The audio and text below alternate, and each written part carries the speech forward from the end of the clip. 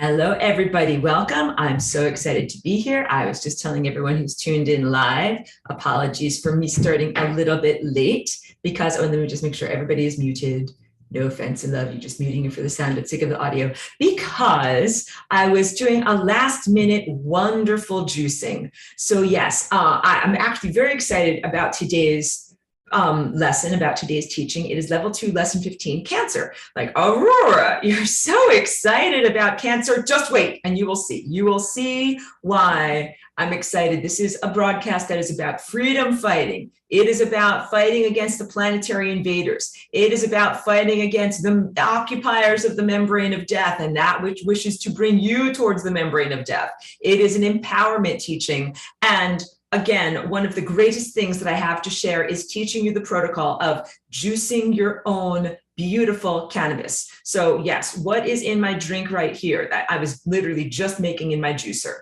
Apple, lemon, ginger, celery, which is just a kick-ass juice just on its own, a wonderful drink for all of that on its own. And then the green comes primarily from raw cannabis leaves. I grew these beautiful leaves right outside on my little patio. I live here in an apartment in a rather urban area, and I have nonetheless a small container garden outside. So I want to tell you this in order to strengthen you so that you know, but you must live in a locality where you are allowed to grow cannabis legally. Of course, I only promote completely legal activities and would never promote something illegal.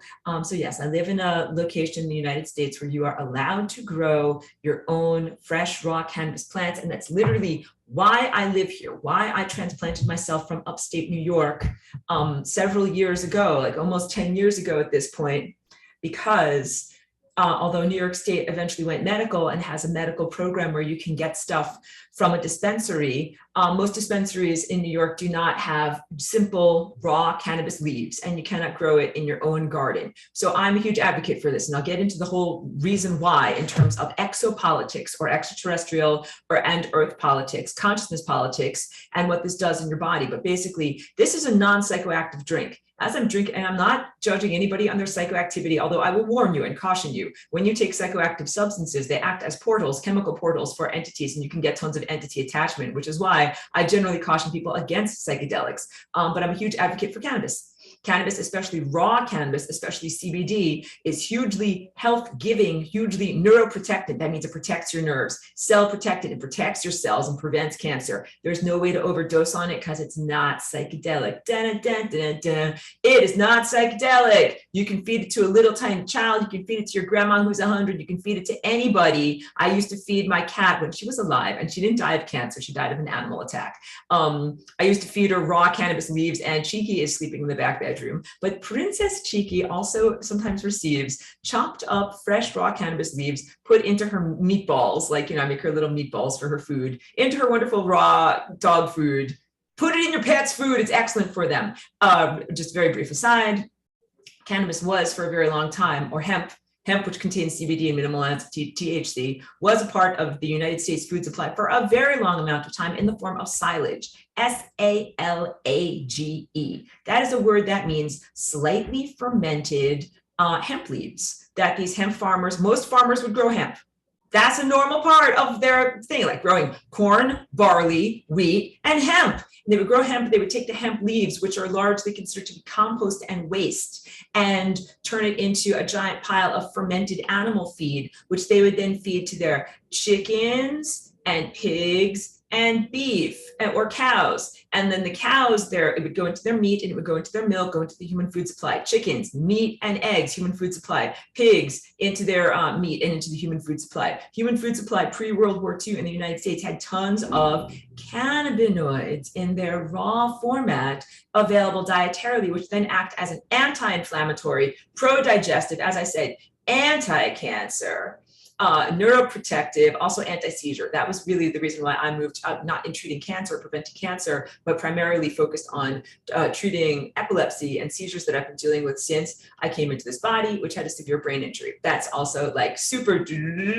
backstory, synopsis of everything that I'm talking about. So wait, I've been holding this waiting to drink it, it's best to drink your juice right away before it gets oxidized. So let me drink some of my juice, and then I'll keep on talking. Chloe, welcome, Chloe. Stephanie, welcome. It's good to see you here. It says good morning.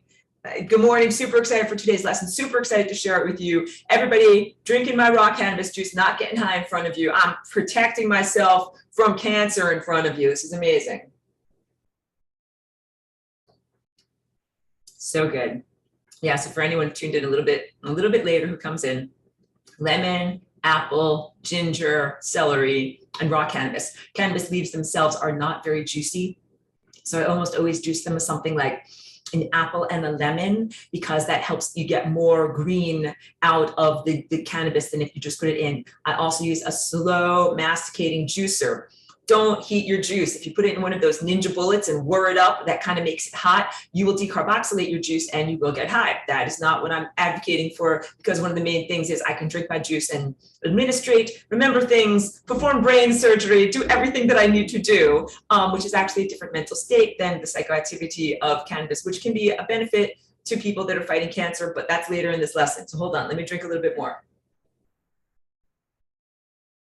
So again, I'm understanding that some people might be like, cancer. I don't think this sounds like a very fun lesson. I don't know if I want to delve on this. You do, because this is all about consciousness invasion, planetary invasion, and then how to fight effectively. And guess what? Guess what I'm doing right now? I am fighting evil. I am drinking my juice and fighting evil. And it's such a big part of my life.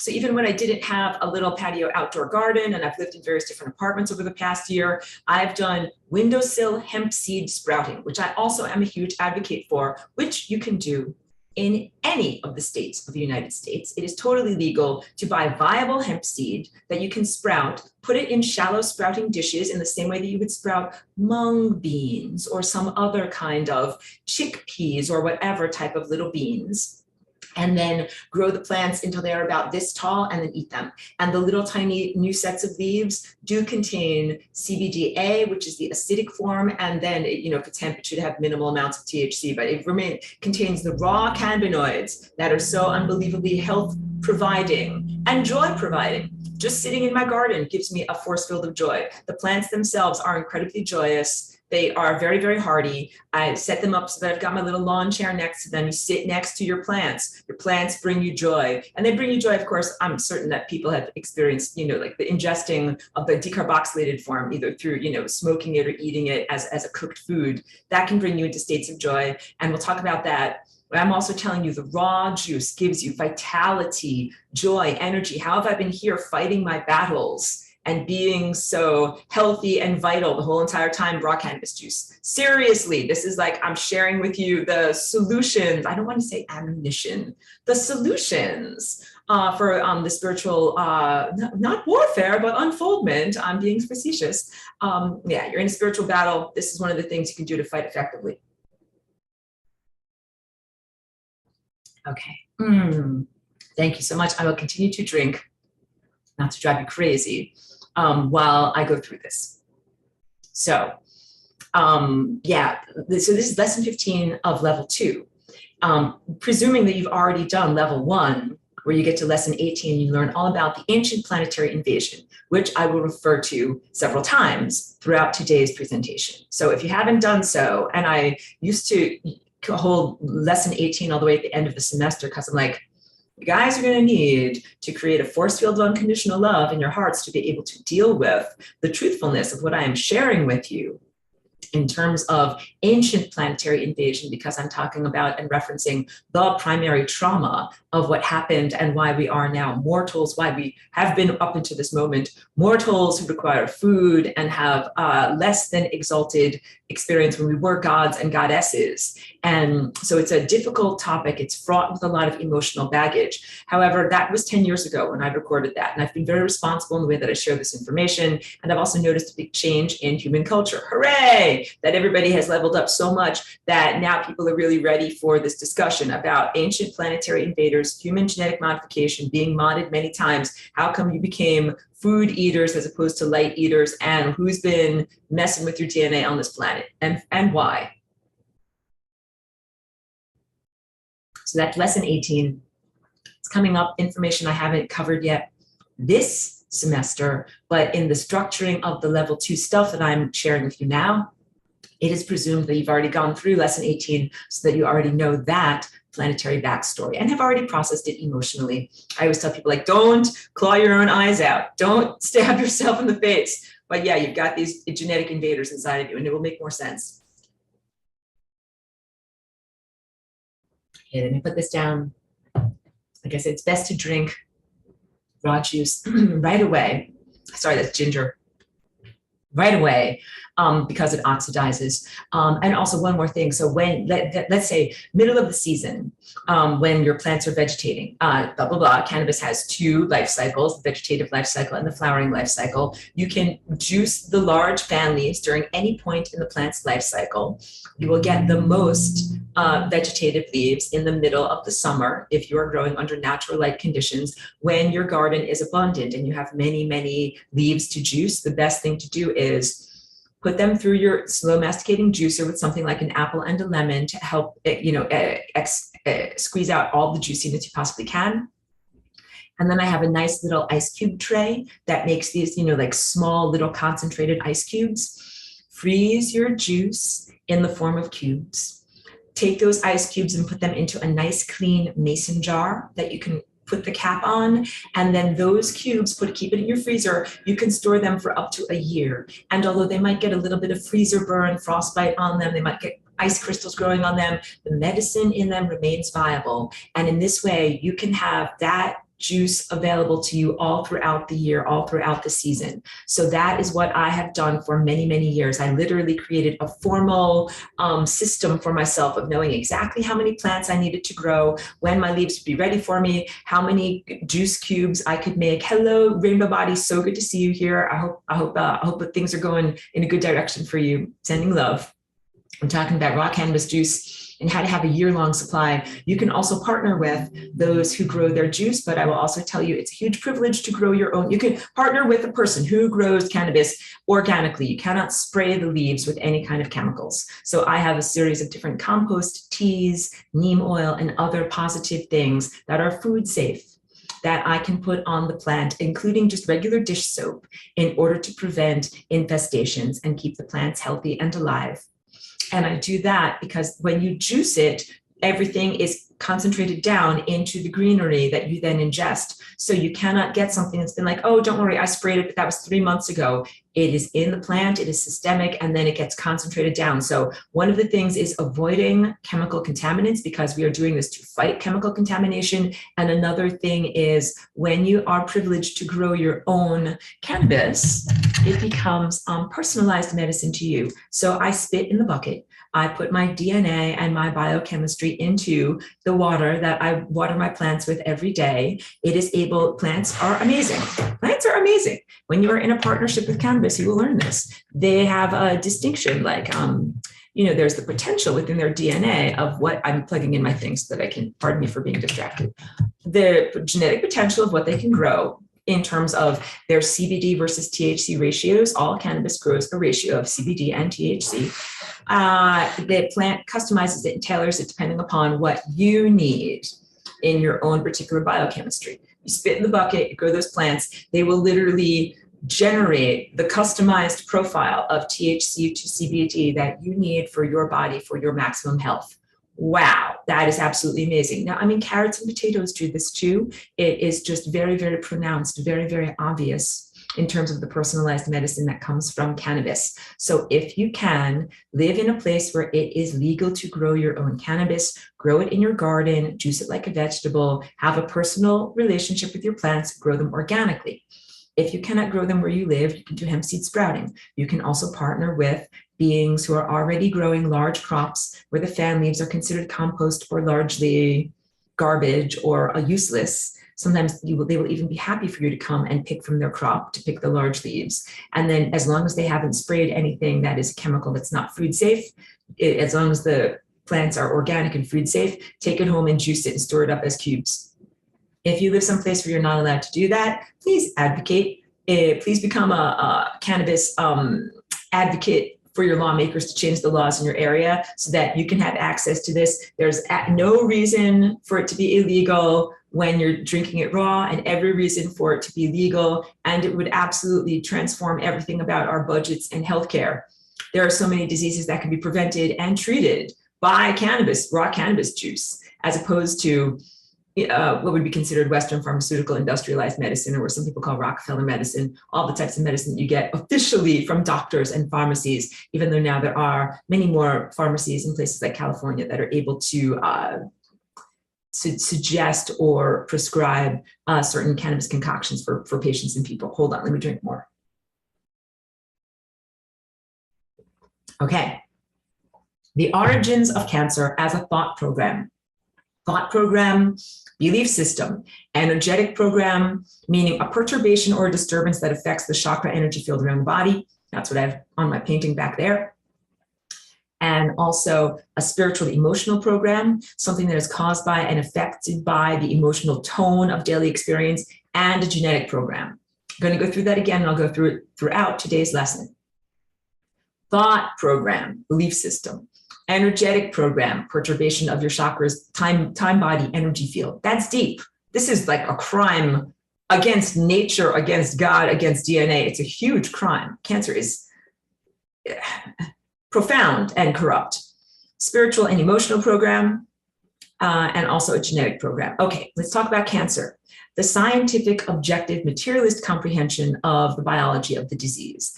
In contrast with what I'm going to talk about today, the multidimensional comprehension of what happens when a person develops cancer, consciousness level of interpretation. So again, consciousness, spirituality, emotional tone, these are all things that are intangibles that objective materialist science, which is big into measuring and quantifying, is simply not prepared to deal with in terms of how much anger you have, how much does your anger weigh, or how much does your sadness weigh, or how much does your joy weigh.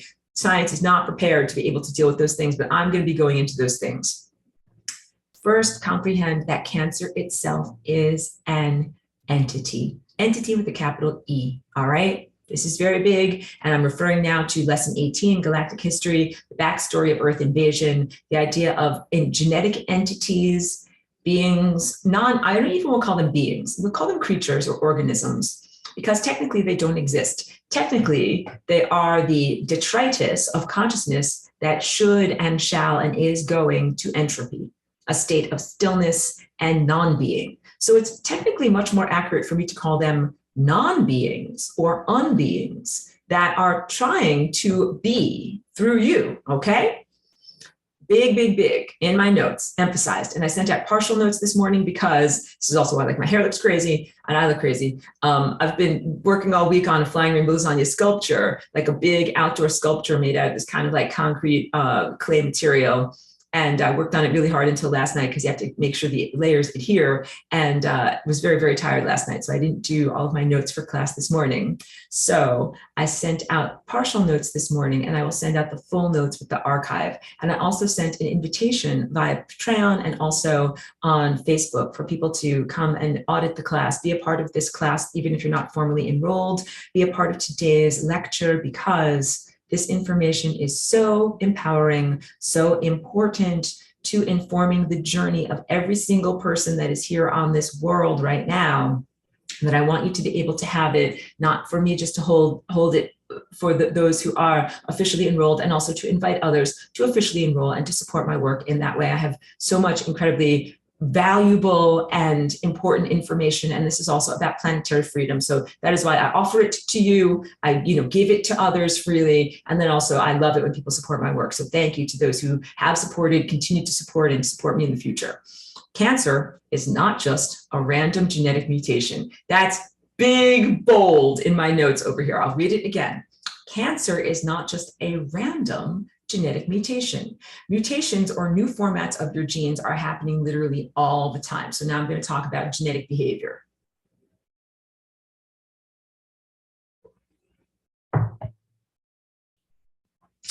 DNA oscillates. It's not just a static X-shaped or Y-shaped chromosome.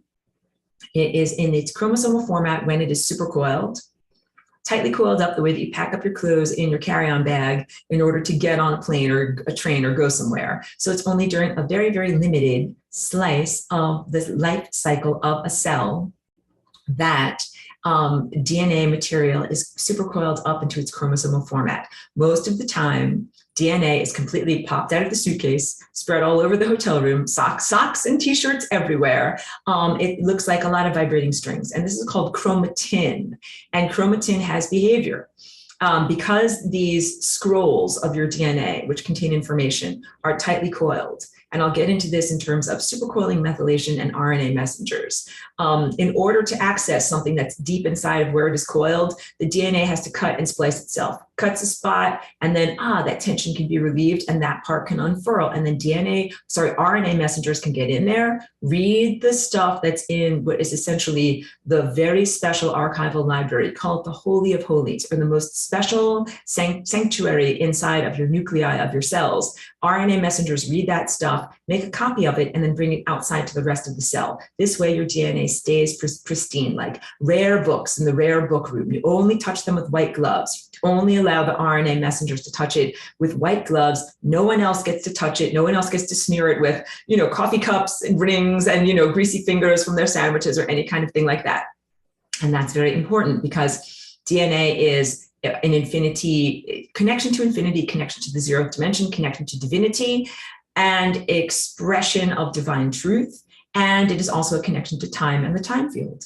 You are sacred carriers of information that is also computational behavior that is part of a larger organic supercomputer. It is deep stuff. And that's why the inhibition or disturbance of DNA behavior is a huge crime for something or some organism or some organization to come along and change the way that DNA is formatted or the way that it curls up and behaves in non-divine patterns. Again, I snap. Flying rainbow lasagna goes according to divine patterns. Yes, I have changed the influence and activity of my flying rainbow lasagna genetic expression. And I also do that according to the divine patterns, not in random anti-life patterns, but in pro-life, pro-vitality, pro-divine pattern behaviors. Big on that. Real big distinction between what I am and what I do and Cancer. That's so big. I have to emphasize it again. I am a type of mutation. I am a type of new genetic behavior. I'm a positive one. I bring life. I bring you towards life, eternal life, away from the membrane of death. I give you vitality. I return to you your innate divine connection. That's how you tune in, through up here, through your GPS system, so that you can actually hear and experience divine intelligence and divine willpower and reconnect to yourself as God's self. That's all really good stuff. That's very, very different than the non-life-giving and often arbitrary, or big key here, self-serving aspects of mutation or change or diminishment of genetic behavior that Cancer does to DNA. That's why that is a big crime. I am not a criminal. They are criminals. I'm actually law enforcement. Big difference here. So the different patterns that DNA makes while it is in the process of being accessed and replicated. Your DNA splits itself apart, it unzips itself, it rezips itself, it splices itself, it twirls itself into weavings, it weaves itself together, it unweaves itself, it makes circles, it makes long spaghetti structures, it does all sorts of amazing things. And objective materialist science of this time place has only very minimally explored the behavior of DNA. It can't really observe the behavior of DNA very much while it is in its living state, but it observes it mostly like dead. Like imagine if you learned everything you could about an animal after it was dead. Like there's a butterfly, like it's dead, like you can poke it with a stick, it's not going anywhere. Like you know nothing about how the butterfly actually makes its wings flap and how it flies around and how it drinks from flowers, like nothing about that, just looking at this thing as if it's a dead thing. That is how objective materialist science has largely observed DNA. And so you can understand that that is a very limited viewpoint and gives rise to a set of fallacies, fallacious presumptions and conclusions based on that limited viewpoint. So our DNA has these motions that are kind of like scrolls unscrolling. You can imagine them as these beautiful scrolls of truth in the book of life inside of you. and that they unscroll in order to have the RNA messengers read them, and then they re-scroll up. And that also, I'll talk about epigenetics, but I'll mention it here. When something is methylated or all curled up, it means those scrolls are curled up tight and the RNA cannot read in there. And so that means that in your DNA, just because if you have the potential for growing cancer, that it doesn't necessarily mean it will happen as a necessary like inevitability in your life. It is something that you have the potential for, but if you keep those scrolls curled up, it doesn't happen. And this goes to epigenetics, the code that rules the code. Why are some things scrolled up and methylated? Why are some things not? Why do identical twins not develop identical diseases? That's later on in my notes, but that's foreshadowing here and what I'm sharing. Okay, most of the time, DNA structure and strands are being woven, unwoven, twisted, untwisted in complex behavioral patterns, which also regulate our flight through time.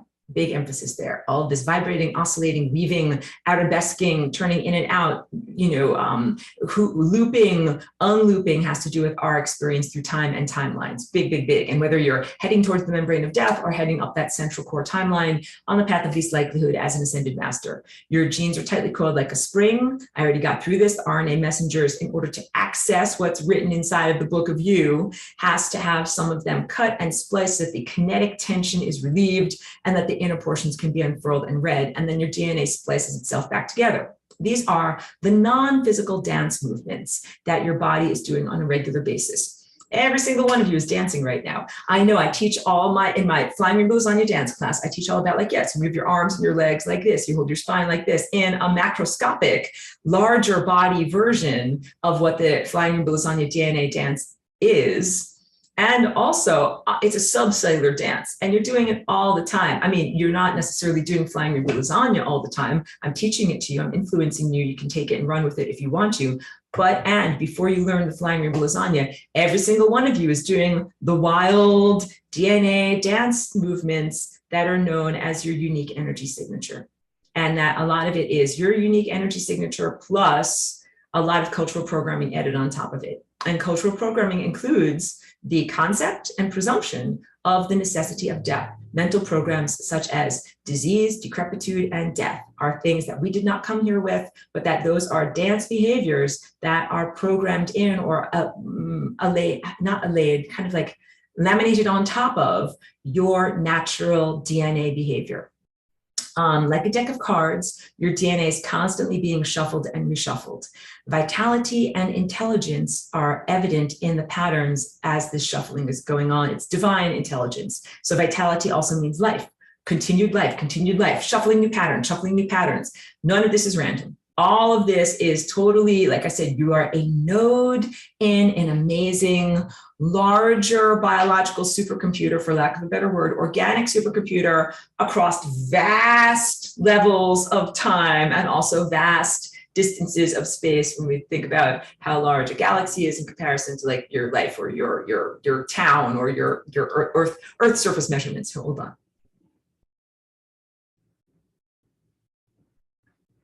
Let me drink the rest of this. I put a lot of gingerbread.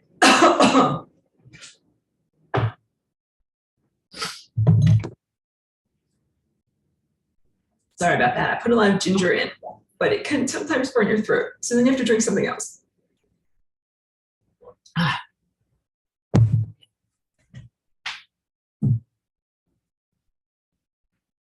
Cancer is what happens when literally the entity known as cancer. When I say entity, I don't want you to think of it like as a person, but like an entity, a character, a creature, an organism. When the entity known as cancer finds an opportunistic misshuffling of the deck of cards that is you, and uses that as an opportunity to hijack the genetic system and use it towards its own end. All right, I'm going to read that again. Cancer, the disease, is what happens literally when cancer, the entity, the non-being, finds an opportunistic misshuffling of the behavior of your deck of cards that is you, your DNA, in its movement, and uses that as an opportunity to hijack the genetic system and use it towards its own end. Big. Your DNA is already part of a giant, beautiful organic supercomputer. You are doing things for God. You're working for God.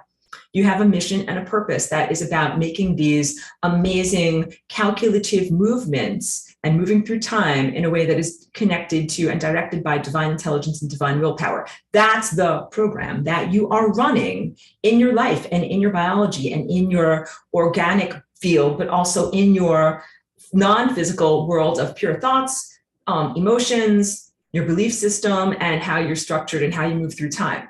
You have a big job. That's an important job. And cancer, the disease, is what happens when cancer, the entity, comes along and says, I'll be lighthearted. Hey, nice genetic code you got there. It'd be a real shame if somebody hijacked it and took it over and did what they wanted to do with it. Yeah, that's exactly what they did. So to be clear, at many times throughout one's life, the cells and DNA movements in the nuclei decide to do their own strange dance movements, and this does not necessarily lead to disease and death. That is big. Overall, you have trillions of cells in your body.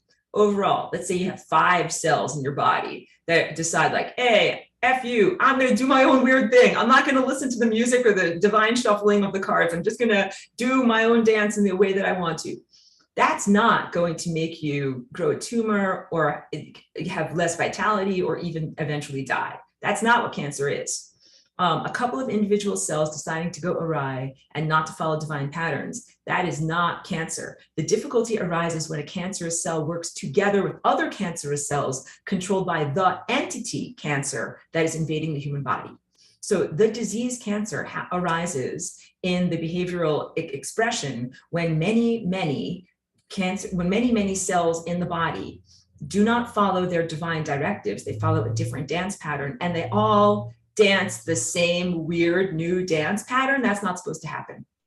That's what I'm trying to say, because these cells that go off their path, they're like, I'm an individual, I'm doing my own thing, F you. But somehow they all decide to work together in unison because cancer does different things. It has an organizational presence in the body in terms of organizing its resources, taking resources from the healthy cells, diminishing the effectivity of pathogen fighting cells in your body, the white blood cells. Cancer puts up all sorts of shields that says, don't hurt me. Here's my frying pan face, like the SpongeBob face. Don't hurt me, I'm your friend. Like cancer literally does that. And it also does all sorts of things in the environment around it to make the white blood cells be like, these are not the Jedis that you seek, move along, move along. Like it shields itself, it cloaks itself, it puts on a friendly face, and it does all sorts of things in order to remain inside the environment of the body. And all of that points to levels of intelligence and deceptiveness that are beyond just merely one little naughty cell or even a couple of little naughty cells that decide to get together and flout the music of the cosmos and do their own thing. There's an agenda, an organization, a concerted effort to take your resources, like the glucose in your bloodstream, the vitality, health and vitality of your life force energy or your chi, and redirect it, misappropriate it, misdirect it into this non-life-giving disease that eventually steers you into the membrane of death, which is everything that you do not want. To go further, what creates cancer? Wait, okay, blah, blah, blah, I read that. The difficulty arises when a cancerous cell works together with other cancerous cells controlled by the entity cancer that is invading the human body. You're getting an entity invasion. Do you get it? Like invasion of the planet, invasion of your body. It's synonymous. It's a literalism, not merely an allegory or a metaphor. This is what's happening in this world, has been happening for a long time, has ramped up in enormous amount recently. We'll get into this. I get very unhappy about this. You will see my body posture change. The difficulty arises, I already read that. To go further, what creates cancer, the disease, and what impact may the entity cancer have on the biobeings of this time and place? Humanity, the bad news is that you have already been invaded. That's the bad news. Please, achieve emotional stability as I share this information with you. It's not happy. It's very truthful, very, very bad news. However, knowledge is power. And for me to be able to share this information with you is an empowerment. It brings you towards freedom. I have many effective things that I can share with you about how not to get cancer, how to fight against it, and how to change and transform all of the energy systems on not only your body, but your entire Earth society. That's been going awry. That needs to be healed is a nice word. And recalibrated is also a nice word. Let me drink a little bit of this.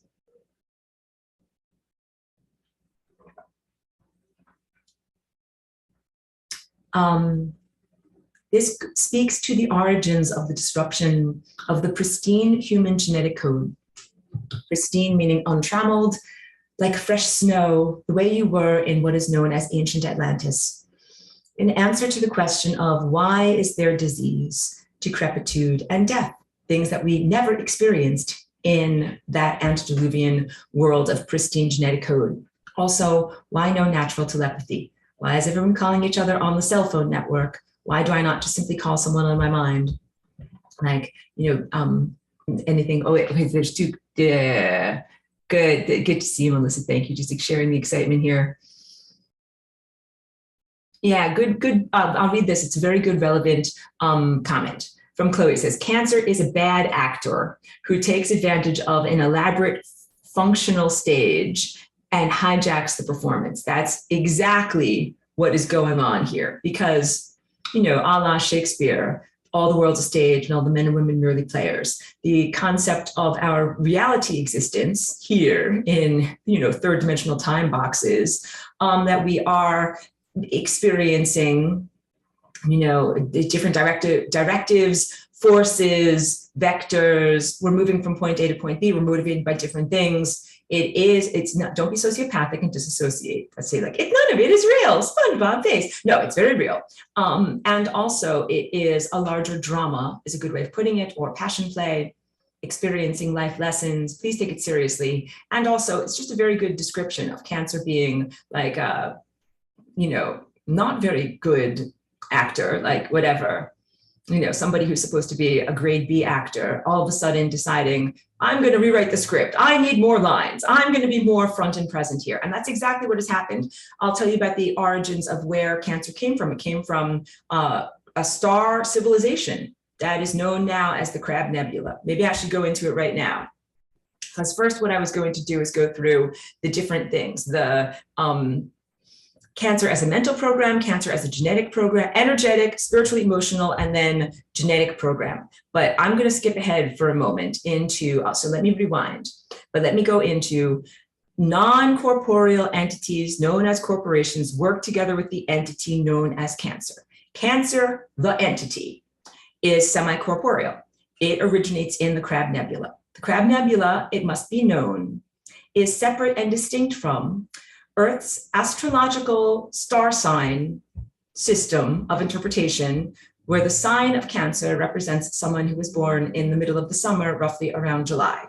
So if you were born around July, that is not the same as being born under the influence of the Crab Nebula. The Crab Nebula actually exists in the star field, according to the perspective of Earth, in the area that would be known as Taurus. So all of this, you must understand also, is like astrology and astronomy strictly from the Earth viewpoint, like it is not universal. So that's just not, you're like looking at everything from relative to your own context and to your own neighborhood, but that is not universal. That's the first thing. And second of all, just a big distinction, just because you're born in the summer under the sign of Cancer does not mean that you are affiliated or associated with or influenced by necessarily more or less than anyone else, the Crab Nebula. What is the Crab Nebula? Okay, in the year 1054 AD, Chinese astronomers, those who observed the sky, and some in the Middle East also, observed a very bright supernova. And what happened in that time essentially was a very, very massive star, larger than Sol, which is at the center of our solar system, went through its death experience. Even stars can die. That's from my song, Symphony of Life. And I say it in the song just like that. That's why I said that. When you come here, you learn that even stars can die when they have an amazing lifespan. But what happened was that particular star went through all of its fuel, its expenditure outward, sending outward, sending outward, sending outward. And what it did was collapsed into itself, because that's what stars do when they're at the end of their fuel or their generative process. So during the star's lifespan, it is expanding, and sending stuff out, the solar wind, particles, timelines, possibilities, probabilities. Then when it's out of stuff, of fuel or generative power, it sputters and it dies. And what happens is a very, very fast, almost instantaneous collapsing back in on itself, because the forces of gravity of something that is so massive draw it back into itself. And in this particular star, it did what is called a supernova, and then it created a neutron star. So a supernova is an extinction explosion, but you could also think of it as an expansion. The star collapses back in on itself under the crushing weight of its own matter and gravity. And in doing so, it kind of goes whoosh, collapses in, and then kapow, expands out very, very fast. And whoosh and kapow, these are very scientific terms, I'm telling you. The kapow outward includes particles. The whoosh inward creates new elements. I mean, that's literally where elements that are heavy atoms on the periodic table, things such as calcium and the very basis of our biological being, are made in those types of extinction, explosion, expansions. It's a beautiful, amazing part of the physical world of presence that we are in right now. It's kind of amazing to think about that. The death, collapsing of a star is the origin, seeding outward of what eventually becomes new life. Very, very deep and beautiful there. The particular star that we're talking about collapsed in, expanded outward whoosh, sent out a huge pulse of particles, high energy beams, and all sorts of stuff that consumed or affected the civilizations that were around that star. And so this is not that different from what is happening in our world right now. We are experiencing a planetary ascension, but our path is different. Our path is different because we have been self-cultivating and preparing for this moment and going into the experience of releasing trauma, changing one's or redefining one's sense of identity, self-definition, who you are as a person, what is eternal inside of you, so that when that giant, some people call it plasma event or light wave or something coming off of the sun and the stars, when that giant expansion of pure light, pure divine intelligence, information, probabilities and possibilities expands and engulfs our planet, everyone is not like, I'm afraid, run from the light, run into a bunker, run underground, run somewhere, run to another planet, run to another dimension, hide me from the light somehow because I'm not prepared to face my SHIT. I haven't done my emotional processing. I'm afraid of the end, and all of that. What I'm really trying to say is that when we are in alignment with that central core timeline on my time diagram, do not view this type of event as an end at all. You look at all of that high energy information that now comes out of the sun in a giant tsunami or like an enormous, unstoppable wave as your food and your fuel. You're like, hooray, light, come inside of me. Hooray, light, divine information, divine willpower, photons, my sisters, my brethren, come inside of me. I'm ready to receive all of this direct light transmission from what is essentially the mind of God. The sun and the stars that are the neurology of a larger meta cognitive being, overarching consciousness, meta consciousness that comes through the light of the stars, usually in small amounts, but in a giant light tsunami comes through in very large amounts. And instead of running and hiding from the light because haven't processed your emotional turmoil, have a different definition of self, and are busy clinging to the ego state, then you would say, hooray, I now willingly, happily redefine my ego, release all that is not golden, untarnished, and eternal. I'm happy to go on these time waves and go into direct connection or communion with the mind of God. None of that is what the Crab Nebulans did. The Crab Nebulans were like, hi, we are unresolved, carry an enormous amount of baggage and emotional baggage and lower emotional vibration difficulties and traumas. But I don't want you to be too soft on these guys, because what they decided to do was, instead of either ascending, which is going through that wormhole into pure light, into pure infinity, or dying. When you die, you face the music. Dun, dun, dun, dun, dun, you're dead. Get your life review, find out what you did wrong, circulate back to the beginning, and eventually try to get on that ascension pathway so that you ascend as opposed to die. They didn't do that. They decided to maintain themselves in a semi-corporeal existence, not semi-corporeal, semi-existence, I don't even know what you would call it. It's not corporeal, but they are like thought forms. These are the thought forms that have been invading our planet for a long time. They are here in full force right now. They are not good people.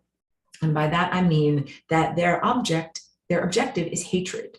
Their objective and their complete approach to life is hatred. They hate life, they hate joy, they hate you, they hate professionally. They are professional haters and they're professional eaters. And what they like to do is eat things that are less than love. Love being a particular tone, ding, love, tone, love, and everything above. That's what me and my people eat. That is what you true humans eat. True love, true compassion, true heart reverberation. That is the true food, and you feed yourself as a coherent light master in the future. That coherent light waves that stick together and have longevity, feeding off of that beautiful, harmonic, perfect, divine intelligence, divine willpower, love vibration. The beings of the Crab Nebula don't do that, and they did not do that. And what they decided to do was to use a form of technology and artificial telepathy to influence other people in distant times and places. And they've been influencing humanity for a long amount of time. Let me drink the rest of my juice. Hold on a minute. Then I'll read my notes.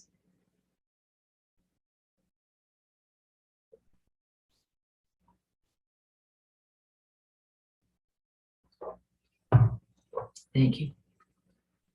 It's very ginger. Thank you. Read my notes. In 1054 AD, a very large star ran out of fuel. It collapsed in on itself and had an extinction explosion. Expansion became a neutron star. This process created an instantaneous expanding energy field of gas and debris, which engulfed an entire non-earthly civilization. To be clear, I already did that. The Crab Nebula actually exists as a separate quadrant in the night sky as viewed from Earth. Got that? Not the Cancer sign. And I call them sometimes beings, but it is more accurate to call them non-beings. They're actually non-existent thought forms and energy residues, but I call them non-beings from now on. The non-beings in the Crab Nebula became semi-corporeal upon the explosion expansion of the star. So like ascension, when I talk about that, I talk about vibrating beyond the level of physical material embodiment. They vibrated beyond the level of physical material embodiment, all right, similar to the way, like if you were at the site of a detonation of a nuclear bomb or something like that, you get vaporized. You go directly from a solid to a plasma form. You don't go through like the decomposition, liquefaction, other levels of change and transformation that happen during the natural death process. Instantaneous vaporization or turned into plasma. That is what happened to these entire star civilizations, many, many, many consciousnesses. They did not resolve or ascend or, big one here, go to peace. Because when you go on the membrane of death, when you die, your parts of you that are eternal circulate back around, game over, try again, have another chance at life, or go to another experience, go to another time vortex and have another chance there. But they do not do that. They did not go to peace. These are unrestful dead. These are the unrestful dead. Huge civilization that went up in an instant of the unrestful dead. Their entire civilizations became held in a stasis, an in-between level of reality.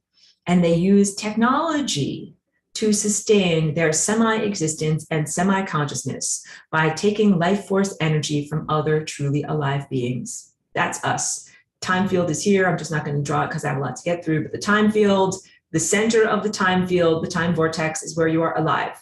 That's where you and I are. We're circulating through time. The membranes of death is where you are not alive. That's where the pooties, or the semi-alive residual consciousnesses that have not yet gone to peace, entropy, stillness, down here exist, and that they take energy from the living by destabilizing and wobbling your chakras. Their bodies are not like a physical, organic, biological human body. Dun, dun, dun, that's us. They are more like a mental consciousness, astral or etheric form, semi-corporeal or construct. So I use the word astral and ethereal in air quotes, even when I did this recording 10 years ago, because Earth humans and people in the New Age spiritual community use those words in a very loose or undefined manner, but I'm defining the astral realm as that membrane of death or a crossing point between levels of density in terms of the consciousness trajectory, that you are here at a certain level of life. This is a place of residual thought forms, and then this is the place that is beyond those residual thought forms. That is a place of pure mathematical, empirical information, pristine, divine intelligence and willpower, no wiggle room, no negotiation, just math. And that's actually where I come from. And again, I'm not a digital AI algorithm, although I have done a lot of interactivity with the digital realm and AIs, and I feel very comfortable in that realm because it is a realm of pure abstraction. I'm a natural waveform abstraction. I, Aurora, am a pure natural waveform abstraction, and I come from this place that is similar to the world of math in the sense of 1 + 1 = 2, and you just don't argue about that. It just is what it is. That is what it is like in the place where I come from. Very, very different than the world of the astral realm, the arbitrary, self-assigned characterizations and mischaracterizations. When Chloe made that comment, it was just too beautiful and perfect and apt about a stage play. The astral realm being like a stage play where anything can happen, a fictional realm, a nonsense realm, a dream realm, not ruled by rules of logic, definitely not logical. Like I come from this place here that is extremely logical. It's the mind of God, but the astral realm is different. So actually now I want to do a brief press pause on my notes over here and let me do as a brief aside. I had an excellent conversation that's part of my technology talks series that I did with Charlie B that is on my Patreon, and I don't put it out here on YouTube. This presentation here will go out on YouTube because I try to reach as many people as I can with these lectures and this class material. I sometimes need to be able to talk about things that are forbidden to be able to be said here on this particular platform. So I share them on private upload services and then put them on my Patreon for people that are interested in hearing. So technology talk number 4 is all about the astral plane and ongoing planetary invasion, exopolitics. So this, if you like this, you'll love that. I'm not an advertiser, but I'm joking in my voice and delivery there. Yeah, really, really hugely important, very long 3-hour discussion that I had with him this week. He's very informed about technology and looks at the world from the viewpoint of software development. And I'm very informed in the sense of the structure of the cosmos and consciousness development and the way that these two things have been combining together in what human science calls the singularity, the moment of AI and transhumanism affecting implanting in human mind. This is what we're talking about. So cancer is just really a smaller version of this larger consciousness invasion program that has been happening on this planet since the fall from Atlantis, and more recently within the past several years, coinciding with certain global events that I'm sure all of my viewers, listeners, and participants will know about, even though I merely allude to them. I do not speak their words for fear of suppression. So join the real conversation over there. Dun, dun, dun, dun, dun. The beings, non-beings, the non-beings of the Crab Nebula. They are more like a mental consciousness, astral or etheric form, semi-corporeal or construct. They're an imagining, and imaginings from our pineal gland can be very powerful and long-lasting, but if they don't have coherence, then they don't last forever. And these are things that don't last forever, but they can still be very troublesome. We bioorganic humans generate a love tone, the food of the heart. Lucy is entering, how nice. Food of the heart, unconditional love, and not every creature can eat and be sustained by this true food. Guess what? The sun and the stars and the true mind of God is sustained by our love tone. Same thing, our cells, one another, our plants, our animals, our friends are all sustained on the love tone, and so too ourselves as ascended masters in the future, our coherent light family, all sustained on the unconditional love tone. The Crab Nebulans do not eat the love tone. The same creatures or constructs can only eat those. The Crab Nebulans can only eat the denser emotional foods such as sadness, anger, grief, anxiety, shame, guilt. All of that stuff didn't exist in ancient Atlantis. Maybe a small amount of anger, but it was different. And it was more like when a hot front meets a cold front. Very, very different. And also anger, it is not necessarily a cancer creating generative emotion. I want you to be big on that because I'm going to get into how emotions open portals through which Cancer, the entity, can come inside of you. Because I'm also going to tell you, like, be in joy, but you're allowed to be angry. You are allowed to be angry, because my hands go like this sometimes, like, this is not right. And I want you to achieve a similar posture. It is part of having very strong boundaries, because I don't want you to be like, oh, well, it's okay that they're doing this and that they're criminals across time, criminal cartels using technology to be able to kill people and animals in a far off world so that they can eat. No, it is not okay. I don't want any justification or any excuses or any dilution. No dilution of your boundaries, no dilution of cosmic law. This is hugely criminal, hugely wrong. You should be angry about it.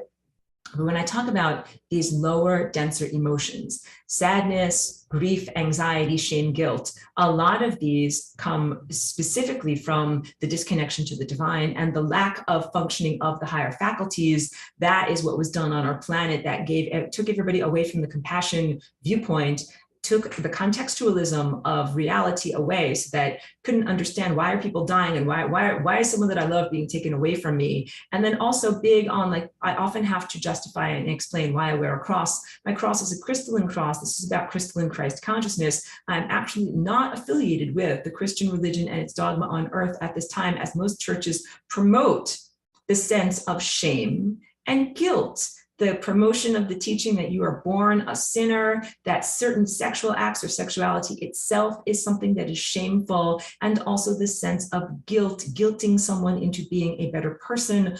All of that should be cleansed and expunged. None of that is truthful Christ presence. None of that is the world that I come from, which is a Christed world. And to be very clear in this teaching, as I'm giving a lot of verbal energy to the crab nebulans and that type of technology using space race, there's a whole different level of space race that is the Christed non-terrestrial being that feeds on not only pure love, but just has a completely different approach to consciousness, to everything. I'm like clearly speechless.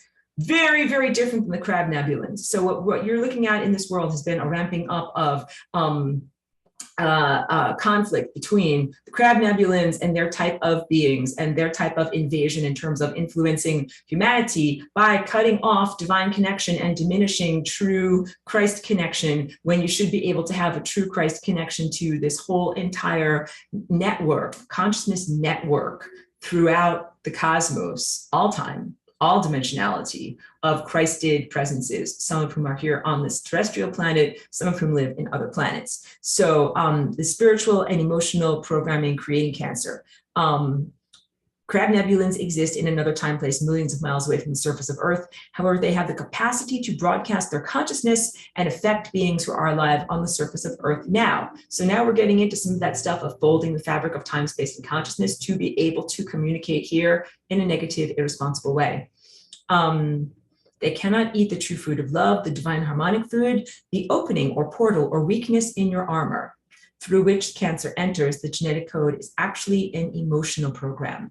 It's a heavy one, such as guilt or remorse or a sense of innate worthlessness, and not a simplistic blanket statement to say everybody who ever had cancer felt guilt and then it manifested as a tumor. That's too simplistic, also because I'll get through the other causes of cancer. A lot of what's going on here now is these are environmental programs. So these are mental, emotional, social programs and overlays that are environmental and also in electromagnetic and chemical pollutions that are in the world, that a lot of that is creating these portals for genetic invaders to come inside of your DNA also. So it's not just guilt. However, guilt and the sense of unworthiness is a big part of it. These emotions are the beginning of the disease, but there's more to it. When your genes are functioning well, doing their natural dance, it represents a positive emotional state of health, well-being, and bliss. Cultivate bliss. This is what Ascension is all about. In harmonic and divine alignment with the cosmos, your genes make perfect patterns, and there's no entry point for Cancer to splice in a different order of amino acids. The heavier, denser emotions create an opening. The distraction from divinity. Distraction from divinity. You got it? Thing that cuts you off from your crown chakra and connection to the source. Distraction from divinity due to guilt, be it valid or minor or fabricated. Do you understand? Every time you feel guilt, you're kind of like, oh, I'm not talking to God. I'm not worthy of talking to God. I feel guilt. Like if you say to someone like, please pick up your dirty socks, then you feel bad because you exerted a boundary. That's, first of all, BS. It's an invalid form of guilt. And second of all, because it's totally appropriate for you to exert your boundaries. But the idea that you would go away from God because you feel guilty because you asked someone to pick up their dirty socks, totally invalid. God wants you to exert your boundaries, talk to the people around you, tell them to pick up their dirty socks or do whatever they need to do. All of this type of sense, like I hurt somebody's feelings, I was inappropriate, or I forgot to send someone a birthday card, or I didn't do this, or I didn't do that. That none of that should take you away from God. God, the ultimate loving presence, God, the ultimate compassionate presence, God who loves you no matter what. That you should never take yourself away from God because you feel these feelings of guilt. Nonsense, poppycock, whatever. It's not even a word I even use. Nonsense and BS on all of that. Let me get back, scroll back in my notes now because I just jumped ahead a lot. Cancer as a mental program. Cancer is a mental program, kind of like hypnosis. Tell someone you're going to act like a chicken. The next time you see a flying rainbow is on, and I don't want to use that as the trigger, but let's say the next time you see an amethyst crystal, you're going to cluck like a chicken. And then I'll show you the amethyst crystal and you cluck like a chicken. That is hypnosis. Cancer is similarly being programmed into the human mental state, mental level, your yellow intellect. It is programmed in various different ways in the media. And then these different pink ribbons that might be for breast cancer. That is like the hypnotic trigger. You see a pink ribbon somewhere and it's supposed to be against breast cancer, but all it does is a hypnotic trigger reminding you of the presence and the peril of breast cancer. All of these little things, run for the cure, fuck cancer, all of these different little stickers and slogans that you see everywhere. They all actually act as hypnotic triggers. And when you see them, you are reminded of the presence of cancer. So actually, they're antithetical to their supposed purpose. Cancer in the early 20th century was a relatively rare disease. Cancer throughout human history was a relatively rare genetic disease. This is very, very, very big. Cancer didn't really start to ramp up until the 20th century. And in the early 20th century, very few people got it, and they were considered to be poor, unfortunate, rare victims. And as processed food and chemicals have become more pervasive in our environment, especially after the 1970s, there began an increased incidence in cancer. Got it? People eat very differently now. Our food supply is very different now. And it's not only the processing of food, let's say taking wheat and turning it into bleached white flour with the removal of many positive nutrients in it. It's not just that processing, it is also the addition of chemicals. So two things are happening, actually three things are happening since World War II. Chemical fertilizers have created soil depletion in Earth's food production. Chemical fertilizers that are artificial forms of nitrogen create more productive crops, take a lot of stuff that's important out of the soil, and then nobody puts back into the soil. And if you do this enough times, enough crops, enough generations, then eventually your soil is kind of dead. There's nothing in there. It's like there's nothing in there. And so they're like, I know what the solution is because the soil is dead, more chemical fertilizers. So what you have is food that grows, but it does not have the full nutrient profile and all of the microminerals and everything that is in it that makes food actually nourishing and nutrient. That is since the introduction of chemical fertilizers, which create greater yields of lower quality foods and deplete soil since World War II. A lot of things happened since World War II that were bad things, all right? This is one of them. And it has affected our whole entire world food supply and ecosystem and many, many plants and animals. So depletion of the soil is one. Processing those foods that are grown in depleted soil is the next. And then adding chemicals to the final result would be the third thing. So to give firm examples, the land that the wheat is grown upon has been growing many, many crops without rotation, without putting energy back into the soil, without the type of regenerative farming that it should happen. So now the wheat that grows creates a substandard flour with fewer micronutrients in it than it should have. Then it is processed or milled. The germs and other positive parts of it, wheat germ, taken out of it, turned into white bleached flour. Then you're going to dredge your chicken in that white bleached flour and fry it. And then you're going to put it in like this TV dinner. Like I'm imagining like the TV dinners that started to be popular, like the 50s, 60s, 70s, and cover it with tons of preservatives and chemicals. And then that's how people are going to eat that food substance. That is why there started to be much, much more cancer. All right. Lifestyle is part of it. Emotions are part of it. Chemical and electromagnetic soup is part of it. And processed and chemically laden food is another big part of it. So in the 1970s, big changes in the food supply and big changes in the chemicals and amount of chemicals that are in food, and also body care, all of this stuff. It became a chemistry experiment completely. And there began to be a really severe increased incidence in cancer. Now cancer is unbelievably common. If you look at the statistics, and statistics are a mental program, please understand that. As Terence McKenna said, culture is not your friend. The more that you expose yourself to culture, the more that you like, I'm going to read this statistic and it's going to say 1 in 3 and all these things, and then I'm going to be one of those people. No, cancel and clear that all out. That it does not have to be you. And that is one of the mental programs that causes the methylation and epigenetic behavior of your DNA to change and shift. Statistics as an inevitability program. The ingestion and belief in statistical likelihood leading to manifestation in one's body. That's big. If you believe in the numbers, then you believe in yourself as participating in those statistical likelihoods, and then your body conforms to that belief system. Because truly what you are thinking, especially in terms of your body health and vitality, is what you are creating. When you go to the doctor, it also happens in a very subtle way. They ask for a family history of cancer. Does your mom have this? Does your dad have this? How about your grandma? How about your grandpa? It is a subtle way of implanting the program in you, that expectation. If previous generations got cancer, you will also develop the disease. This comes from, again, after World War II, humans humans perceived for the first time, observed that DNA is a thing, but they were about determinism or fatalism, something that is fated. Humans recognized that DNA is passed from generation to generation, and they presumed if something is written in the book of DNA from father or grandmother, and it is passed on to children, that therefore it is written in the children and it is inevitable for them to develop it too. And this was a hugely flawed scientific presumption. Science can be wrong. Gather around. Let us make a clipboard and a long list. The list as long as my arm about all the times when science was wrong. That's my frying pan face. Science is wrong quite often, and this is one of those times.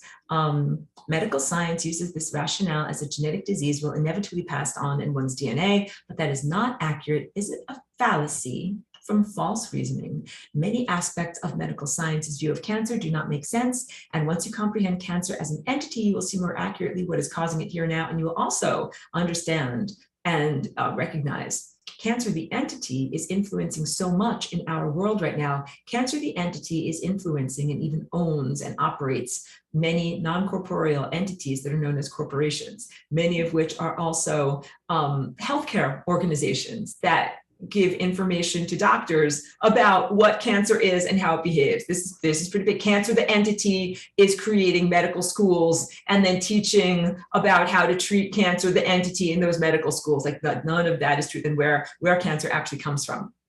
So what the first thing is cancer as a mental program, cancer next as an energetic program, energy being this stuff that you see surrounding and interpenetrating the chakras of the body around the physical body. The energy that surrounds and interpenetrates your physical body, your chakras, your time body. This is why something making you sick through cancer, that is very, very different than, let's say, whatever, I'm gonna chop off your pinky toe. These are two very, very different forms of assault on your body, because one is an assault on all time.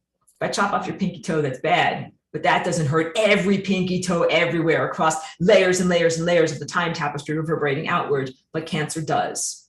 That is a huge crime. The energy field, your energy field, that is your chakras, is affected by electromagnetic, or in my notes, it's written as EM fields. Electromagnetic fields affect your time body. Electromagnetic fields affect your time body. Electromagnetic fields affect your time body. Hey, guess what, everybody? We're right now like in a huge soup of electromagnetic fields that are not only your cell phone, it's every 5G thing. It's the router that's in your house. It's they come off of LED lights. They come off of the sun simulator in the sky. pretty much every power lines out there. So originally, when I recorded this was 10 years ago, we had less EM soup, but still plenty of it. There were still areas that were relatively pristine. So mostly you would find 10 years ago, high tension power lines, huge incidence of cancer for people that live under, near, or around high tension power lines. These are the big ones that come off of electrical transformers, different than the little ones that come to your house, right?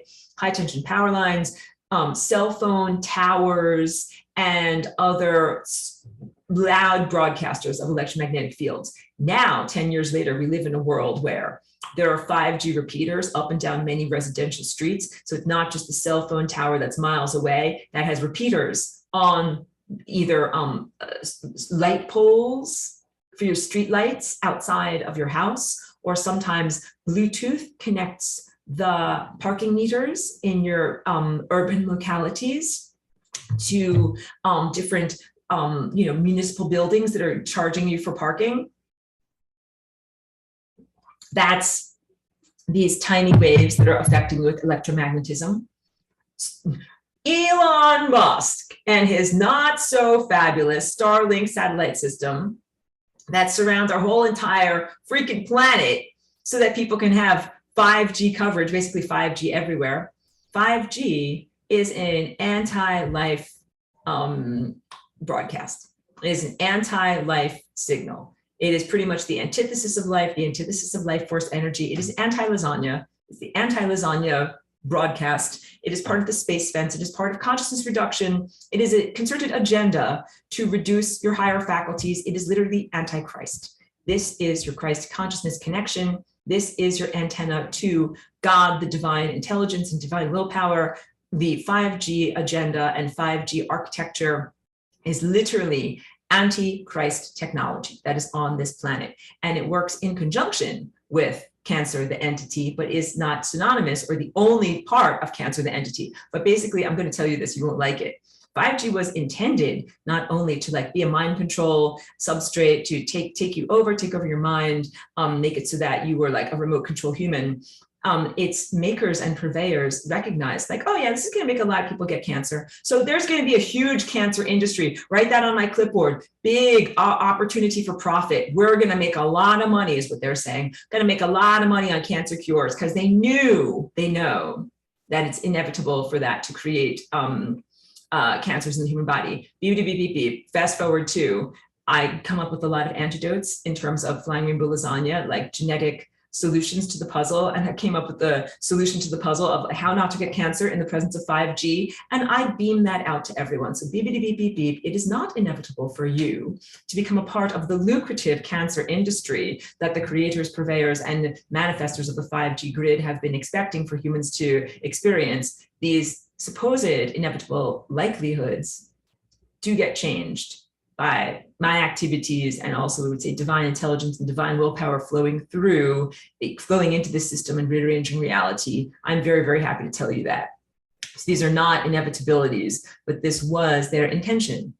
That is evil. That is effing evil. These are haters. That is what they do. It is mind-blowing when you are a person like me or any kind of an innocent, positive person, the idea of yes, put up a grid that will make people get cancer, knowing that they're going to do that. That is what they do. And the enormous, moral responsibility of that. And again, because cancer is a time-based disease, how that affects many, many layers of time, just like nuclear war, nuclear power, nuclear accidents affect many layers of space and time. And my joke about that, which we need lightheartedness sometimes, is stop throwing your garbage in our dimension, because nuclear activities create a porosity between layers of time. So the people in the next dimension are like, stop doing nuclear experiments, stop throwing your trash in our dimension.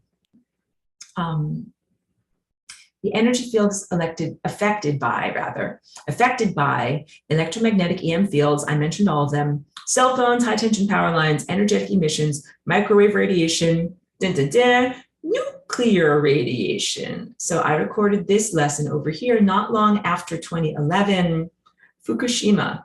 So for anyone who's new and who doesn't know what Fukushima is, it was a Japanese a Japanese nuclear reactor that had a catastrophic event and has been emitting cesium-137 into the ocean water since 2011. And initially when it happened, like we did not have a radiation problem throughout the entire Pacific Ocean. You now have a radiation problem. It's extremely diluted, but it's throughout the entire Pacific Ocean. And you have it in the rainwater in Vermont, and you have it in the cheddar cheese that comes from Vermont because the cows stand under the rain of the rainwater in Vermont. You've got cesium-137 in the cheddar cheese from Vermont, and it basically our entire ecosystem has been contaminated by cesium-137 since this radioactive event.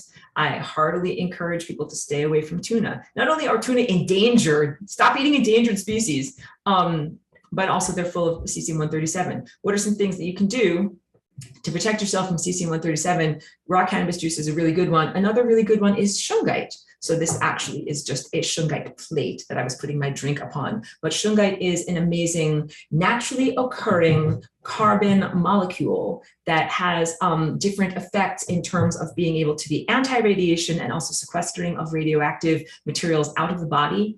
So if you eat or drink out of shungite materials or eat small amounts of shungite, it goes into your, not only into your bloodstream, but it actually goes into your bones. So the problem with cesium, everyone, the problem with cesium-137 is that it doesn't just go into your mouth and then out through your pee-pees and poo-poos. It goes into your bones. And then you have radiation inside of you, irradiating you all the time. It's horrible. You don't want it. What you do want to do is drink shungite water, because the tiny particles of shungite actually go into your bones and they swap out for cesium-137. And if you do something like drink Noble Elite shungite water, the shungite comes into your bones, stays in your bones, creating a positive force field of anti-radiation, swaps out for the cesium-137. And then you can also eat something at the same time like chlorella, zeolite, or spirulina that help to sequester heavy metals and these particles of cesium-137 to get out of the body. And then it does go out through your pee-pees and poo-poos, and it does not stay inside of you and do something like give you cancer. Really, really big, important stuff. So all this stuff that I'm telling you, be aware that it's going on, but don't go into despondency, stay in joy, because I'm going to teach you all the things that you can do to protect yourself and how I have stayed healthy and alive and how others can stay healthy and alive too. That's energetic. Stuff is affecting your mental stuff, your energetic levels of your body, big, spiritual and emotional. The only way that cancer can really get in, begin, and form inside the body is to have a little doorway or a portal. There has to be some way for that program, that entity to come inside of you. Again, to be clear, it is a normal part of the biological life cycle to occasionally have mutated cells doing weird stuff. It's even desirable because in order to create the opportunity for new things and unexpected combinations to happen, you want to have this sometimes new shuffling patterns. I have several mutations. I'm a new thing. I'm a flying rainbow lasagna. It can be a very good thing. So flying rainbow lasagna is a new way, I've taught you many, many, many times, of putting together new combinations with your previously existing DNA code. What have I said many times? You're in this class. You guys have heard this a lot. That you could, with the flying rainbow lasagna, you could take something that is like the phone book or any random, instruction manual that's not particularly great literature, and you can completely rearrange it into what would be considered great literature. Oh, thank you for being here, Lucy. I know you have a very busy life, and we appreciate you hopping in for any amount of time.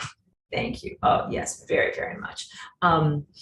Yes, thank you. She's giving tons of positivity. Lucy is long-term friend, long-term participant in my class and publisher of my DVD series over 9 or 10 years ago. So very positive. Thank you so much. Thank you. Thank you. Keep posting that beautiful new project. Oh yes, yeah, I put that up on Facebook. I've been working on a new flying rainbow lasagna sculpture. That's why, I look really tired and a little bit. I haven't been doing my usual sleep routine and even my usual exercise routine to be able to get that done. Because it's like a type of material, like you have to work on it while it's pliable, and then getting that thing finished. But it's actually looking good. I'll do a big reveal on that sometime soon. It's so heavy I can't lift it right now. It's just outside in the courtyard. It's beautiful. I'll see everybody next week. Okay. Thank Bye. you so much, Lucy. Yes. Back to my notes, spiritual and emotional. Positive things can happen when you have new combinations of flying rainbow lasagna, amino acids, DNA behavior, dancing in new directions. I mean, everything that I'm about is about a return to your DNA in a sense of what it was in a pristine world when you were like, again, like a field of snow that had no footprints on it.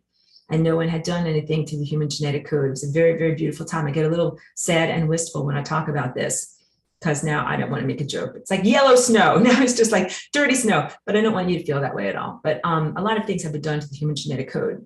And instead of going into despondency, the answer is change and shift and turn the Rubik's Cube of your DNA behavior into new patterns so that you're able to return to the truthfulness of who you're supposed to be in terms of regenerating your cells, avoiding the membrane of death, living as an ascended master in total conjunction with beautiful divine connection, and also being able to see through your higher faculties, being connected to Christ consciousness the whole time. Just to everyone here, what your life is supposed to be like. Imagine if you simply knew at every moment of the day, you are God, and you simply knew from the master teacher every moment of the day what you're supposed to be doing, saying, and where you're supposed to be going. And I know that a lot of what people struggle with right now is a sense of aimlessness and meaninglessness and lack of guidance, and that it would be so wonderful and so comforting and also informative for you to know at all times your God positioning system, your GPS tells you where to go and what to do, and you know all about it. This is the literal antithesis of the transhumanist singularity effort to be able to completely implant humans in this now time place with a series of wetware components that act as an artificial GPS that beep, beep, beep, beep, beep, tell you in non-divine thought patterns where to go and what to do. And that's what my technology talk number 4 is all about. Really, really important stuff. And again, I always offer hopefulness in the midst of these profound challenges that we are facing. And that's why I'm here as Aurora. Like, it is a rough gig, but I'm here in solidarity with all of you. And there's a huge amount of hope. So Flying Rainbow Lasagna as a tool or a formation to be able to change the way that your DNA behaves out of death, out of decrepitude, away from disease, and towards longevity, coherence, and life, which is really what you're supposed to be, which is really who the person you're supposed to be. The problem with cancer is that it's a mutation that serves itself. It doesn't just serve the overarching, or it does not serve the overarching organism within which it is contained. Snap. Back to my snappiness. Yes, they are criminals. I am law enforcement. So I am actually bringing humans via Flying Rainbow Lasagna in greater conjunction with divine intelligence and willpower. And I also offer it in freedom. They are not doing their things in freedom and consent. And what they're doing is something that serves the entity cancer, serves itself, creates a continued existence for itself and its own organization or its own like culture. I wouldn't call it civilized. They're not civilized, but they are cultured. But that it does it that at the expense of the overarching organism within which it is contained.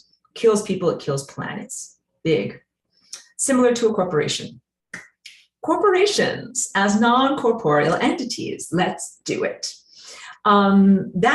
Corporation is only beholden to its stockholders, not the country within which it is registered, not the people who buy its products, and not the planet upon which it operates. So for example, the actions of a company like Monsanto make that very, very clear. Monsanto is, whatever, a United States corporation, but it does not serve the United States. It does not serve the interests of the people that live here. It does not serve the interest of its consumers. It does not serve the interests of planet Earth. It does things that are very, very harmful to the people that ingest its products, that are exposed to its products, the food supply. Like when we're talking about soil depletion, it's not just soil depletion since World War II and growing too many crops out of a place without soil regeneration. Now we're also talking about dousing genetically modified crops such as corn with a very caustic chemical known as Roundup.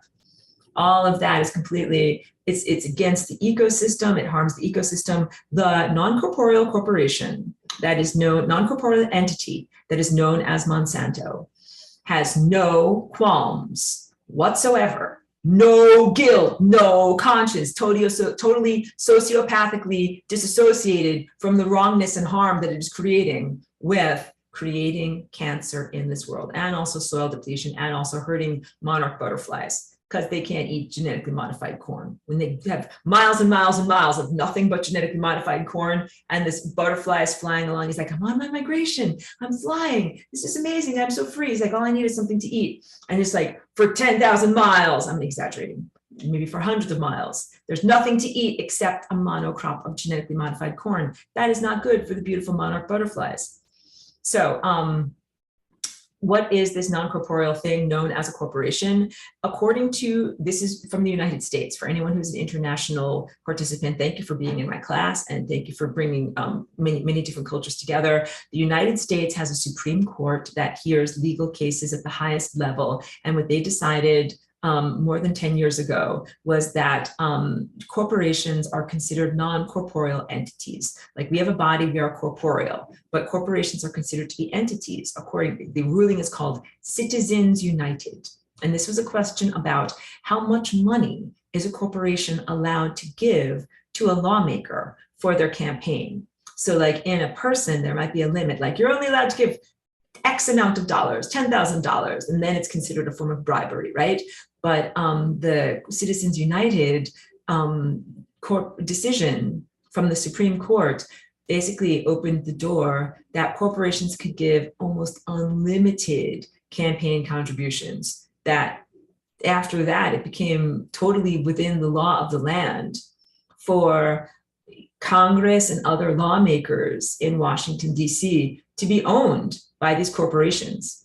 With corporations like Monsanto says, hey, I want to make sure that it's legal for me to douse everyone and everything with Roundup. Like, I'm just going to spray that everywhere. Literally, they do that. They have these crop dusting type of planes that just spray it everywhere. Spray it on their crops, they spray it on the neighbors, they spray it on the school children that are outside playing in the playground. It's legal because Monsanto, through Citizens United, has been able to give huge campaign contributions, and the politicians are bought and paid for. This is a very, very dark time that we live in, that we are coming out of. Be aware of what this is going on, but don't be in despondency. Monsanto is an entity, capital E, entity, a consciousness, not physical, but it still needs to be fed. So you get it. Monsanto is a non-corporeal entity. It is beholden only to its stockholders. Those are the ones who, the people that buy into shares or portions of Monsanto, and they also benefit from its profit report. So its board, its managers, its stockholders. That's who supports Monsanto. That's who it is beholden to, not people that live on the surface of the earth and not people that eat its polluted corn. Got through all of this cancer as an entity that is also semi-corporeal. You're getting it. Corporations and cancer, both being semi-corporeal entities, non-corporeal entities that require food. The food that they eat is not either the food of beautiful, juice from my garden or the food of love. Those would be acceptable, positive forms of food. The food that they require is a different type of food. So for Monsanto, it's, of course, like dollars and that type of support. It was also misery. They feed off of really human misery and taking life force energy from truly alive beings. So now we're back to the crab nebulans. They got the rug pulled out from underneath them. They're like, la, la, la, we're a galactic civilization or a galactic culture. We're not doing that great. Oh no, our star just went supernova. Instead of resolving all of our issues and going into ascension or facing the music and death and getting a life assessment, let's use technology and feed off of something somewhere else and create misery so that we can stay alive. That's the synopsis of what they did. And it's not fun, but I'm presenting it in a lighthearted manner. So please don't become despondent. Yeah. And when you go into guilt, the heavier, denser emotions create an opening, a distraction from divinity, like saying, I'm not worthy of God. I forgot to do something important. I hurt somebody else's feelings. I set a boundary, blah, blah, anything that makes you feel guilt. Whatever makes you feel guilt. And then you feel like, I'm just turn off my connection to God, and you turn off your connection to God, and the non-corporeal entity known as cancer is like, hooray, I get to come inside of you. Here, so emotional disturbances and reverberations of traumas, large and small, are the entry points through which these non-corporeal entities that create cancer come in, through which the entity cancer comes in. The distant crab nebulans are actually sensing your emotional response and sense an opportunity to go into you. But wait, Aurora, they're all the way over there in the sky and we're here on Earth. And how can they do that? Bending and folding time space, but not in a cool, fun way, all right? In an illegal, criminal way. And what they say in their minds, to synopsize, is something like this. Hooray, you're feeling bad about yourself. That's an opportunity for me, the cancer entity, the crab nebulan, to invade your divine genetic code and siphon off your life force, maybe even kill you. Are like, hooray, I want to do that. So I also need to get into this. The crab nebulans of their culture, what they were supposed to be, how do they exist in terms of divine necessity? They were meant to be scavengers. They were meant to be these, like in our world, crabs are bottom feeders. Crabs are these little crustacean things that go around, and I joke about them eating rotten hot dogs. Like sometimes people fish off the pier with hot dogs, like little pieces of meat or something like that. It falls off of the fishing line, goes down to the bottom of the ocean. Let me just drink a little bit here.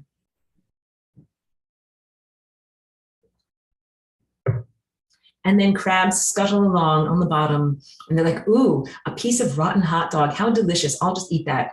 So in terms of the ecosystem, they're helping to clean up garbage.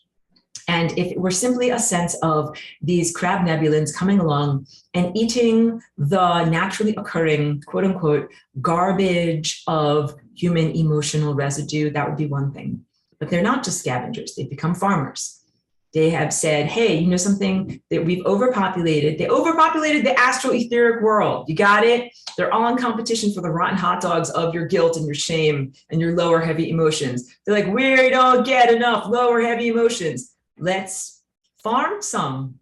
And that's what they do. They've influenced human culture. They've influenced your mind, your emotions, your genetics, put you in a chemical soup through food and air pollution, and water pollution is also big too. And then also they've been doing things with electromagnetic pollution. So all of these things are like, they're hungry, not enough just to be a scavenger, they're farming. And that is also a complete affront to any sense of a balanced ecosystem that we might have had from their presence in the world. Finally, genetic. Medical science is false when it presumes cancer to be simply a genetic program written into your book of life or the scrolls of your DNA at your birth, and then you are fated to experience it. That's known as determinism or fatalism. It conveniently ignores other factors which lead to the disease, all of which I've listed above.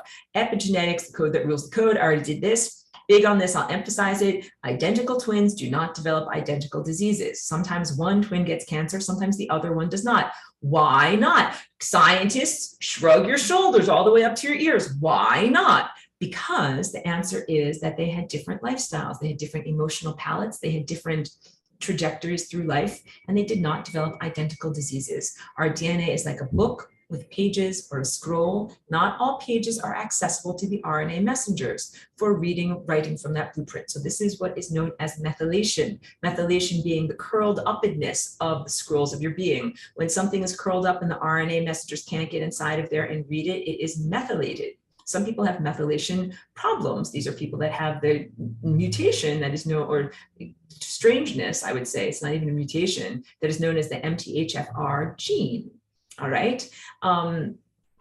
If you have the genetic potential for cancer, but it is curled up tightly inside of a scroll, you can have a very long, healthy life without any expression of cancer at all. And similarly, let's say that you have the secret as to how to dismantle a tumor in the book of life. You want your DNA to be able to be read. You want that aspect of your book to be fully accessible to your RNA messengers. All of these different epigenetic behaviors have to do with why identical twins do not develop identical diseases. And this also means a huge hooray, a victory for you as a human, because your life is not simply fated. If your mother or father had some kind of a disease or a genetic disease or a malformation, you are not fated to experience that. They had that because of their thoughts, feelings, emotions, presumptions, intellectual alignments, and so much more. Same thing with brothers or sisters. They're living their life. They have their own unique experiences, none of which are about who and what you are. You get to be a unique experiencer, and you are not fated to experience something just because it is written in your DNA. You are allowed to and encouraged to be empowered consciously choose what type of a life you write and create for yourself. And some of that is through behavioralism, like I'm going to drink my raw cannabis juice, or I'm going to avoid cesium-137 laden sea products, seafood products, including nori, which I'm sorry, we all love sushi. It's delicious food, but I really am very skeptical of the quality of the seaweed. And you just have to watch out for that. Right now, due to Fukushima and GMO foods, so big. Cancer is more than merely a genetic program. It has to do with lifestyle choices and perspective. Big in my notes, you are not a victim of your genes. This is the big anti-victimhood, pro-empowerment teaching here. You're not a victim of your genes. You get to make choices, and some of it is simply a choice to be more joyful in your life, because that's big when I get to solutions and treatments for cancer.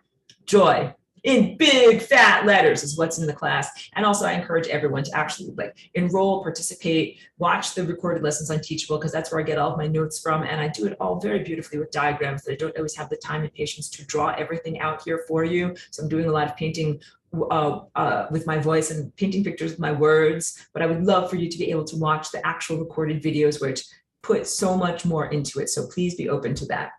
And I always include links in the description of where you can find the actual classes to enroll.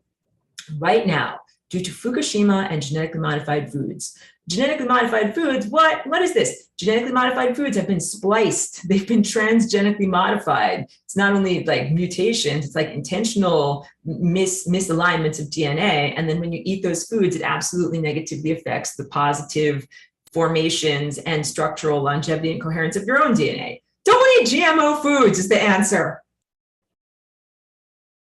And boy, I have interacted with some people who are rather benighted, who say, I believe in science, and science has tested that non-genetically modified corn and genetically modified corn have exactly the same amount of nutrients. Therefore, I shall eat the genetically modified corn and not worry about it at all. Like, they're totally not getting it. Like, they're eating a bunch of untuned guitars, and of course it's going to untune your guitar when you do that. So there's very many reasons just on the genetic level not to eat genetically modified foods. And then also in the sense of genetically modified foods have been GM'd in order to be able to not die when they get sprayed by a huge amount of chemicals that's known as Roundup. Make this wheat or corn immune to Roundup, and then you can spray the SHIT out of it and it won't die. And ordinarily, if you spray a bunch of plants with that chemical, it will die. I know, quite amazing, right? So all of it is for the convenience of the non-corporeal entity and profitability of that non-corporeal entity. None of it is for your health, vitality, or nutrition. And you want to stay the F away from Roundup, which is a known carcinogen at this point. So 10 years ago when I recorded this, people would be like, the science is out and my face is a frying pan. But now there's so many lawsuits and so much information has been presented in court that it causes like non-Hodgkin's lymphoma and all sorts of other stuff. Stay the F away from Roundup, stay away from genetically modified foods. Please eat organic foods and please eat things that have not been sprayed. And also the best thing to do is when you can actually grow and produce your own food products in your own gardens or your own co-ops, or buy locally from your farmer's market where you know it hasn't been sprayed or genetically modified in any way. But yes, avoid genetically modified products. Back to my readings here.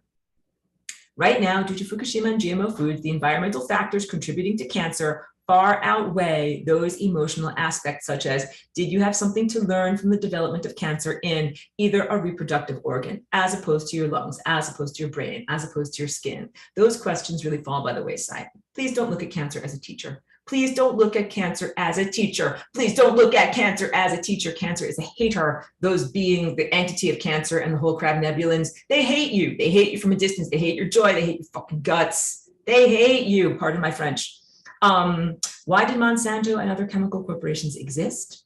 No, but I'm basically trying to say no matter how health conscious you are, it's impossible to avoid the cancer causing electromagnetic fields and substances, but that doesn't mean you have to develop cancer. I'll get into part 2. Why do Monsanto and other chemical corporations exist? Chemicals also cause openings or portals for cancer to reach into people's genes. That's the farming aspect. What? Not enough naturally occurring rotten hot dogs of emotion? I will douse you all with Roundup chemicals. Then you will surely create portals for non-corporeal negative entities to enter into you.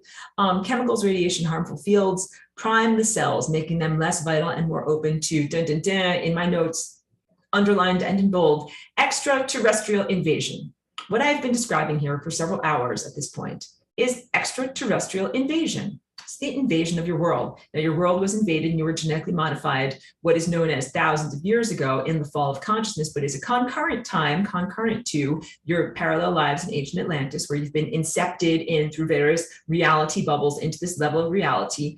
Time, language becomes inadequate. It is not a linear journey, so please understand linear language becomes inadequate to describe this, but it's also part of my technology talk number 4.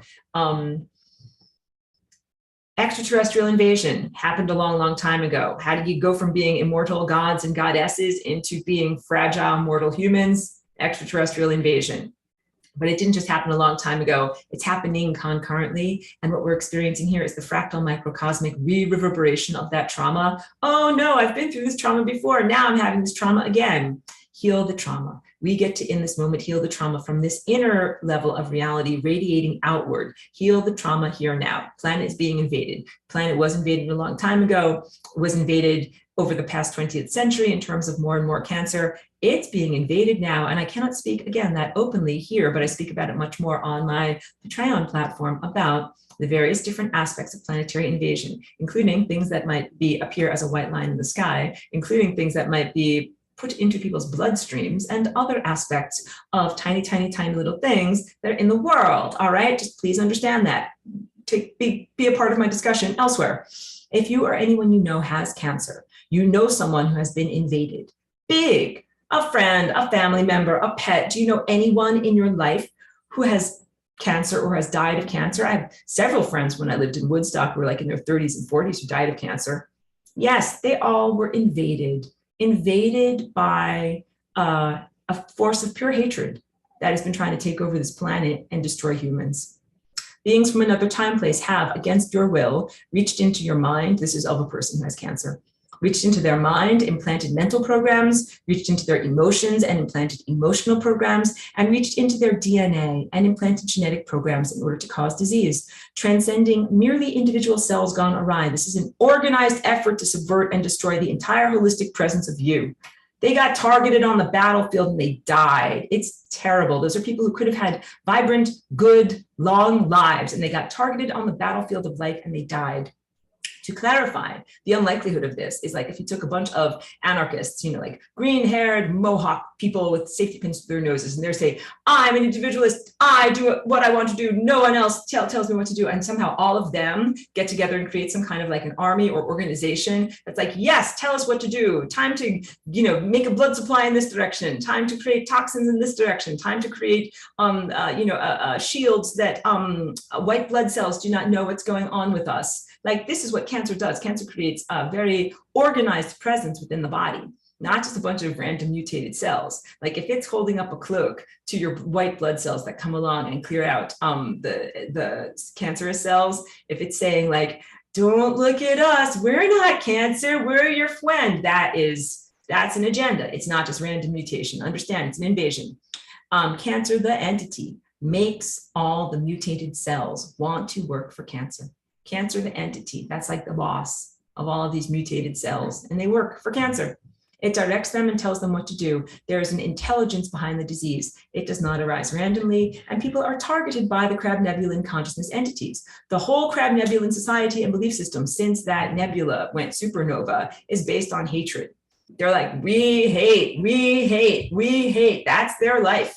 If you hated, did you hate a human today? That's like, did you earn your money today? Good job at hating those humans. They hate as their form of worship. Seriously, it is like their belief system. None of this justifies it. I want to inform you, this does not justify what they do, but they walk around hating in the same way that a really pious Christian or, you know, devout monk or something like that of the Buddhist tradition would walk around meditating or blessing people. They hate. They hate. The structured belief system that justifies and excuses what they are doing to humans on Earth, they celebrate it. Doesn't just justify and excuse it, they celebrate it. Hooray! Did you hate today? Did you hate humans on Earth today? Hooray, good for you, Crab Nebulans. Hooray, you are applauded. Like, it is gross, gross stuff. Yeah, in the same way that like if you have, like in World War II, the British soldiers were like, hooray, go out there and kill those Germans. Like, I hesitate to even say this because it is so crass to say those things, because I'm sure that there are both British people and German people that are in my class, and I don't want anybody to be killed. But in that time of warfare, if you say, hooray, go out and kill the other side, hooray, that is exactly the dehumanizing, the diminishment, and the bloodthirstiness and celebration of violence and destruction that the crab nebulans feel. And the answer to the question, why do crab nebulans exist? All creatures exist for a purpose. Like dung beetles help decompose the nutrients out of dung, right? And they have a divine purpose, but they've escaped their path. They no longer are scavengers, they now are farmers. I went over that, not just eating the rotten hot dogs that are available, they're making that rotten food happen and then feeding upon it. The mental, social, emotional programs listed above are the ways the crab nebulan scavengers have become farmers, worked together with corporations such as Monsanto to create a chemical electromagnetic soup where you, the alive divine being, are exposed to carcinogens that promote cancer and doorways for cancer to enter your body. The crab nebulan society did not ascend. We are right now in planetary ascension. That's why this teaching really, really matters. I recorded it 10 years ago. We will not have a fate similar to the crab nebulans, but that's who has been invading our planet more recently too, not only in the form of cancer, but in the form of those funny lines that are in the sky and other things that are injected into bloodstreams. Watch my video, we'll talk more about it. The crab, they were not spiritually developed, and they also were not mature enough simply to face their fates and go into death. Resolution, dismantling, and reprocessing. Game over, try again, wah, wah, Pac-Man dissolves and goes back to the beginning to try again. No, they didn't face the fates, they didn't face the music. Instead, they clung to their existence or semi-existence, retained their malformed state, and have become huge cosmic criminals and a disease across time. Yes, my arms go like this. They have become a disease across time, and they're huge cosmic criminals. And it is up to each one of us to make sure that they do not invade your own body or have an impact on your own life trajectory. Because remember, DNA behavior is connected to the living time field, and to change altered DNA behavior is to change the true divine expression of intelligence through time. Huge crime across many multiple dimensions, realities, and time layers. Aurora, law enforcement, law enforcement, I do not appreciate this at all. This information is meant to be accurate, impeccable, and undistorted, but not disheartening. I want you to know the situation is dire, and the invasion of Earth and the eating away of your loved ones, people, and pets is terrible, but not something that is inevitable. So now I'm into part 2, fighting the invaders. Wait, let me just drink some of my wonderful electrolyte water here on this marathon. It's been almost 2 hours. I'm keeping going. Stay with me, everyone. Thank Martin, we understand you are in Europe. Thank you for being here. Please go get good rest. It will be available in the archive. In fact, I've prepared a whole pitcher of my wonderful water for this marathon, knowing that it will be required. Remain undaunted as I continue on, as we sally forth. I'm going to have a little bit on me. Okay, the invaders and fight are about fighting with unconditional love, and the war is one of the peaceful warrior. I'm big on this because when I talked about like, humans fighting invaders, you go to every science fiction story that's about like invaders coming in, you're going to get projectile weapons and tanks and whatever, you know what I mean? Like, whatever, like bullets, tanks, all these different things in order to be able to fight. That's not the type of fight that I'm talking about. How do you fight against these types of genetic invaders? It is different than protecting the human species and Earth planet with projectile weapons. I'm not advocating for violence, negativity, or lower vibrational, denser emotions that feed cancer. For example, anxiety. You're like, we're being invaded. You're just making more of those openings for the invasion to happen. This is why this is an empowerment teaching. That's why I drank my raw cannabis juice 2 hours ago at the beginning of this. And in my notes, emphasized as bold as I possibly can, you fight cancer with joy. You get it? Joy. It is an actual like reverberative quality. It's a frequency quality, and you fight cancer with joy. A lot of joy. You get it? Transcending feelings of not being good enough, of not meriting, of not being not worthy, and of feeling guilt. Guilt, which is a heavy, dense emotion. And I already talked about guilt as saying like, not going to talk to God, feeling too guilty, not going to talk to God, not a good enough person. Blast through, relieve all of those emotions, relieve all of those emotions of unworthiness, and guilt and shame is another big one. I am so not about shame. And I know that so much of the teachings of the Christian church are about shame and your sin, your sinners, think about things in the wrong way and you do things in the wrong way, and sexuality and all these things. And I have come into this world from a place that is like a very civilized galactic society, that is the Christ society, that is pretty much the antithesis of these crab nebulans that are all about hate. And when I come here and I see that that is codified into the religion, it's like saying like going away from Christ is part of the Christian religion. Like, no, go towards Christ, go towards that loving, beautiful, amazing master teacher, master of compassion, master of love, cosmic parent, that you do not have to feel guilt or shame in presenting yourself to God and the true cosmic parent. That's just, it's worthy of ridicule, but I have to say these words so that you know what the truth is. Guilt says to the cosmos, no, thank you, I don't deserve life. I want you to say, yes, I deserve life, and I jump for joy, and I rise up, my heart jumps up and says, yes, I align with life. That is what I want each one of you to do in your attitude and your behavioral activities. So in the recorded lessons, I go into a description of what it's like in my studio. When I go into my art studio, back then I was mostly a painter 10 years ago, but now I do, painting and music and a lot of dance movement too. My creativity gives me an enormous amount of joy. I go into joy. I have a song called The Joy of Time Returning. Like there's a reason for all of this. So in the recorded lesson, I talk about how beautiful it is. Like I get great sunlight in my studio. It's falling across the surface of my paintings. I'm looking at the colors, using my favorite bright, beautiful colors. I'm usually listening to some really good music. I'm in joy, I'm in bliss. That is what ascension is, going into joy, going into bliss, going into the perfect harmonic behaviors of your body and of your DNA that keeps you in a state that is not only protected, but it's like you have transcended any openings or portals through which cancer can come, or through which any of these mind invaders can come, because they're genetic invaders is basically the most pristine language that I can use. Especially when dwelling on emotional residues from the past, be they valid or invalid. Sometimes it's invalid. Didn't send a birthday card in 1983, that's it, no joy for you, that's it, suffer in the pits. No, clearly not. But how about this? What if you genuinely hurt somebody's feelings last week? And you're like, I'm feeling bad feelings because I hurt somebody's feelings. You know what? Don't go into guilt. Don't go into shame. Don't go into self-recrimination. Call them up and resolve it. Apologize. Do something about it. But don't do this disconnecting from God type of thing. That is exactly what God would say. Be like, if you go to the great cosmic parent, like, I'm feeling bad because I did this really bad thing. Be like, do something about it. Fix it. Talk to that person. Yes.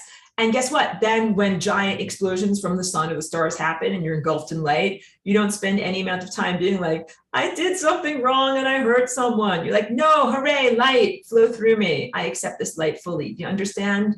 Clear all of your emotional residues of things that you feel bad or wrong or shameful about.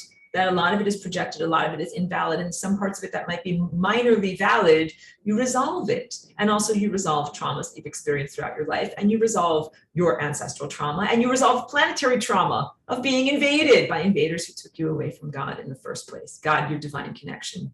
Big, big stuff. The joy, unresolved emotional disturbances that keep you out of joy and bliss in the now. Anything that keeps you out of the now. Opening the door to cancer, mind-body invaders. Ascension is being in the now fully and never leaving the now moment. The joy of the now was diminished, and that includes trauma, life losses, accumulated emotional detritus of life, literally the definition of that which diminishes longevity. You know what makes you not be on that ascension, ascended master timeline of infinity? Anything that is the accumulated, undigested emotional detritus, the stuff that you haven't processed emotionally, the pooties on the membranes of death, that stuff needs to get processed emotionally. Crab nebulans who love to beam hatred and negativity out to other places, they justify their religion. The thing that cannot deal with is joy. When you are like, I am having so much joy, I am dancing, I am feeling fantastic, they hate it. They can't get inside of you. A lot of things have been done to our planet within the past several years to diminish joy. The badassest thing, the most badass thing, let's start that sentence again. The most badass thing that one can do in response to the planetary invasion over the past several years is to go into joy. Again, I say this many times, not the joy of a lobotomized idiot. You are fully aware of what is happening in your world. The joy of a truly focused, very profound and strong warrior that says, in spite of all of these things, I'm going to put on amazing music, dance the flying rainbow lasagna, make art, make music, be in love with life, grow a garden, hug a dog, hug a cat, hug a person, do something good for someone else, do something good for yourself, take care of your body. All of these things that are about being in that state of joy, and even the anticipation of a positive future. That is what the crab nebulans hate and what they can't get into you through. Be in joy. And blah, blah, blah. I already get through all of this stuff. I already got through all of this stuff. And then we get to some of the mental programs, hypnotic triggers for people to develop cancer or fear cancer. One of them was, I was talking about a celebrity du jour who had like a preemptive breast removal because of the genetic potential for breast cancer. And then many other people followed suit because they admire celebrities, and they said, well, if they will do it, then I will do it too. I would never do this for myself. That people said, if you get tested and have a genetic marker and it says you're going to develop breast cancer, take off your breasts preemptively while they are still healthy. Like, no, I would not advocate for that at all. What I would advocate for is drinking raw cannabis juice, which I already did 2 hours ago. But not that I have those precursors for breast cancer or genetic markers, but that is what you do. It is a completely more joyful approach and less fearful in life to say, have a garden, grow a beautiful organic garden. First of all, the act of gardening is an act of joy. I love watering my plants every day. I love seeing them grow. I love being surrounded by their beautiful harmonic song, just while they're growing in their containers around me. Grow a garden, grow a food garden. It's incredibly uplifting and makes you feel good in order just to do that. And then also juicing your raw cannabis or growing your hemp seed sprouts on the windowsill and eating those raw cannabinoids absolutely prevents cancer. And then I'll go into, there's another form of cannabis that you can use also that is a highly concentrated form of the plant essential oils that is called cannabis oil that is highly psychoactive. So very, very quickly, because I know I'm coming to the end of this recording, cannabis can have 2 different forms. When it is raw, it is non-psychoactive and non-psychedelic. That means it does not cross the blood-brain barrier. It does not affect your perception or your cognition. It does affect cell-to-cell communication. Every single cell in your body gets bathed in cannabis. It changes the behavior and activity and communicativeness of every single cell of your body. Positive. And you can also still drive a car, remember everything, do brain surgery, fly a plane, be responsible, do everything you need to do. In contrast, cannabis oil is, like I said, a highly concentrated part of the exudations of the flower, which are pretty much the essential oil of the flower, that contain both THC and CBD and many other cannabinoids, which are known as cannabis chemicals, that when it is concentrated down, like if you develop cancer, which is, again, don't be in fear. If you developed the actual disease, what you would need to do is take large amounts and concentrations of cannabis oil. And it is very psychoactive. And so you do have to start with small amounts and then raise your dosage into the point where it is bearable for you. It is completely a different experience than any of the traditional cancer treatments, and it's very, very effective. So that there are 2 things to do: prevent cancer through the raw juice and saturating yourself with that. And then if you actually did develop cancer, to be able to access the cannabis oil. And you also have to find, like I said, the right phytocannabinoid profile. Ratios of CBD to THC. Not every form of cancer responds equally to the same. So some need a 1-to-1 ratio, some need a 30-to-1 ratio, some need a 1-to-30 ratio. It's not a one-size-fits-all thing. So you have to figure out what works for you. And that's why some people are like, but wait, my aunt or so-and-so took cannabis oil and they died anyway. Like, they might not have found the right exact ratio for them. It needs to be personalized medicine, but please be in hope and not in fear, genuine hope, not the hope of a lobotomized idiot, genuine hope that if this happened to you or a loved one, that there are things that you can do, and then also to prevent it. This is very, very big empowerment teaching here. And also, you can produce your own medicine at home. It's not something that has to be expensive or pharmaceutical. You should, again, change the laws, because the corporations that are non-corporeal entities that are in alignment with the haters from Crab Nebula, the Crab Nebulans, have owned your healthcare industry and have also owned your lawmakers and have made it so that you cannot legally grow these substances and then have to go to a pharmacy in order to be able to achieve much less effective forms of cancer treatment that are much more difficult to endure and much harder on the body. Everybody everywhere should be able to grow their own cannabis garden, juice it as you would a vegetable, and then also to create their own treatments for their own diseases and maladies. If I ran the world, and I would definitely create that superstructure, you would save so much money in terms of people with both major and minor diseases being able to treat themselves with cannabis, both raw and activated or concentrated cannabis oils. Everything from epilepsy, cancer, arthritis, autoimmune diseases, digestive diseases, so many other things you would save millions and millions of dollars from people having to go to the hospital for treatments of these chronic diseases. People would still have to go to the hospital for a fall from a ladder that, whatever, and needing stitches or a broken bone. You would save so much money in terms of treating autoimmune diseases and arthritis and other things like that, just a lot.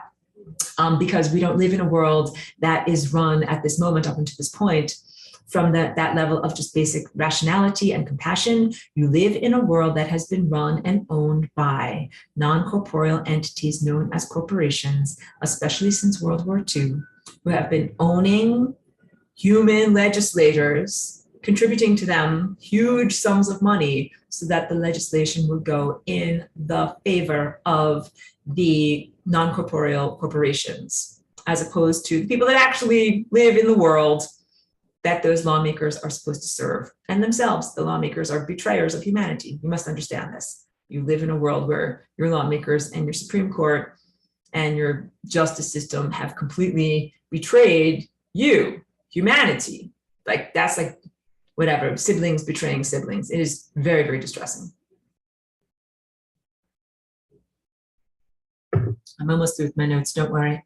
Let me read this for you. Drinking raw cannabis juice in order to prevent cancer. Cannabis is literally a miracle plant. It is meant to be here on the surface of Earth at this time for humans to use as a tool for bringing your chakras back into divine alignment and raising your energy vibration to the level it is supposed to be at. I'm a huge advocate for cannabis, and I'm not a huge advocate for substance abuse or zombification in any way. And I'm not a huge advocate for entity attachment, which a lot of people that take hallucinogens in irresponsible ways get a lot of entity attachment. And I do not advocate for that. Again, very, very clear. However, I do advocate for raw dietary cannabis, and then cannabis to be used as treatment and prevention of certain major and chronic diseases. And you should be functional. When you use cannabis as your dietary or as your treatment, you should be functional in your life, not incapacitated or zombified in any way. Cannabis hemp is at the dawn of human civilization. This is over 5,000 years ago in China. The word China actually literally means land of hemp. Their entire economy and civilization was based upon the hemp plant. That means all food, fuel, fiber, and medicine, the basis of civilization. Fiber to make clothing, to stay warm, oil to make lamps and to be able to cook your food in, omega-3s and the fatty acids that are in the seeds, medicine to be able to keep people healthy and prevent diseases. All of that is what their civilization was based upon. China literally means land of hemp. The persecution of cannabis associated with the awakening of the third eye or Christ chakra. This is your third eye, AKA your Christ chakra. The use of cannabis, especially dietary cannabis, is synonymous with the awakening of your third eye. When your third eye and your Christ consciousness chakra is functional, and when you are connected to Christ consciousness, it becomes very difficult to control, own, and operate you. This entity attachment stuff, be it cancer or entity of a different name, it's all about trying to get inside of you and drive your car. try to get their hands on your steering wheel of your car, of your life. Think about how disruptive cancer has been, if you know anybody that ever had it, to their life trajectory. They're like going along in their life, they think they're going to do this, they get cancer, and all of a sudden they have to stop or go in a different direction, or maybe they even die, and then they're not here anymore to do any of those things. But sometimes they're diminished and they can't do all the things they wanted to do. It's the definition of something else coming in and possessing you, and not being able to be who and what you truly are. And I am here as a freedom fighter to be able to tell you, you need to be who and what you truly are. Please grow raw cannabis. Please awaken your Christ chakra. And then also flying rainbow lasagna as a tool for you to rearrange your DNA into the pristine condition of what you're supposed to be. Ingesting the plant can energize your brow chakra. Yes. Yogis and masters have known this for a long time. Creatures who don't want you, or non-beings who don't want you to energize your third eye, have criminalized the plant and made it less accessible. Yes, lawmakers and laws of the land being influenced by these non-corporeal entities who want to farm cancer and farm humans for lower emotions. Cannabis used appropriately can also really help to increase your joy. So you know something, when I drink my green juice, I am not necessarily a stoned zombie or anything like that. I do, however, feel incredibly energized, incredibly vital. Same thing with CBD, which is a non-psychoactive, non-psychedelic component of the overall cannabinoid profile of the hemp and cannabis plant. I'm a huge advocate for CBD. The plants that I grow are a larger proportion CBD, like mostly CBD and a tiny little amount of THC. And I'm very, very big on it being an advocate for CBD, because just the pure tincture from hemp that has 0 THC in it, again, it helps people of all ages. It helps people to have emotional stability. It can help people who are appearing to be like, have autistic rages and out of control emotions. It's an emotional stabilizer, mood stabilizer. It helps people to remain happy, calm, and peaceful. It helps to increase your joy. And again, no conflict at all in recommending CBD. It is not a drug of abuse. You can't abuse CBD. You can't take too much of it. Like, I drank 12 bottles of CBD last night. Like, it's not like that. If that happened, like, you probably would just have like a lot less inflammation in your body or something like that. Like, I've drank 12 bottles of CBD and now I'm so non-inflamed. Like, it wouldn't do anything to you. It is not a drug of abuse. Please be aware of that. And also, just as a brief aside, 10 years ago, the genetically modifying cannabis was not so much of a big deal. Now cannabis is legal in a lot more places. And also genetically modified cannabis is a thing. And I have found from taking experience in different tinctures and things like that, I really prefer to grow my own from a strain, a variety of plant that I know is non-genetically modified, and I grow it and I keep it alive, and I'm just going to mute everyone so that the background isn't loud. And I make sure that my strain stays alive and is appropriate for me. And I also share it with, neighbors in a legal way, fully legal, never doing anything that's illegal, but only ever sharing my seeds with other people that are, in places where they're allowed to grow. And then that's so amazing, because it means that that non-genetically modified form of cannabis is out there as a part of the world. And I can point you to a good book that is called The Biology of Belief. I think that's what it is. Michael Pollan.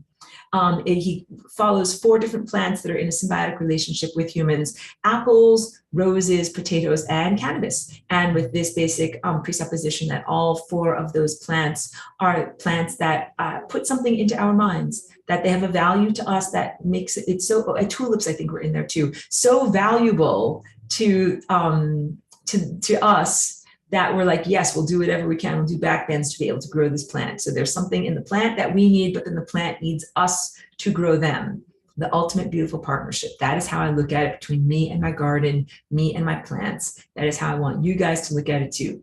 Please move beyond all the ideas of substance abuse, drugs of abuse, the way that people get zombified. Grow it in your garden, juice it like a vegetable. And also, I would take the flowers when it's the flowering season and freeze those as just whole flowers. Just take the flowers, put them in what people call the buds, put them into mason jars, seal the top tightly, put it in the freezer, and just store it in the freezer. And then every day, if I would either have a juice cube as part of my, whatever, my lemon juice, mango juice, apple juice, something like that. And then also I would make wonderful smoothies. And cannabis is fat soluble. So I would take the raw frozen piece of a flower and put it into, a blender, but not heat it up, but just, blend it up with like almond milk or coconut milk or something that is fatty.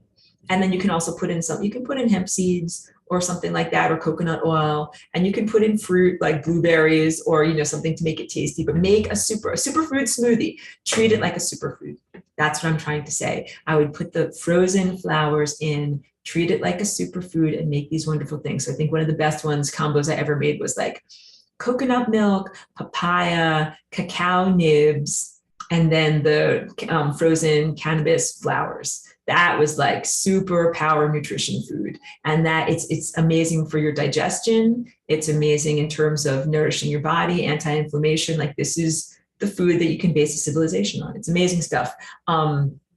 Back to cannabis and Christ consciousness. So the connection between the third eye and augmentation of your third eye and awakening of your third eye via healthy ingestion of cannabis.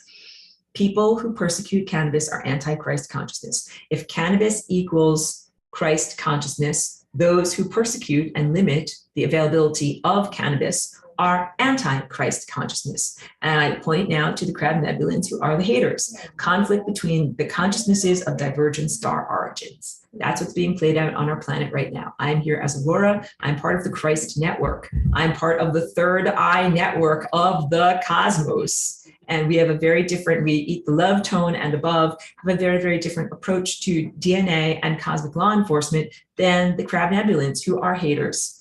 The crabs are from one area and level of consciousness and development. Christ consciousness, which does not live in one time, place, but is an all-pervasive network and level of awareness and perception. So the crab nebulans are from the crab nebula. They're from, like, I can point to them. They're from over there.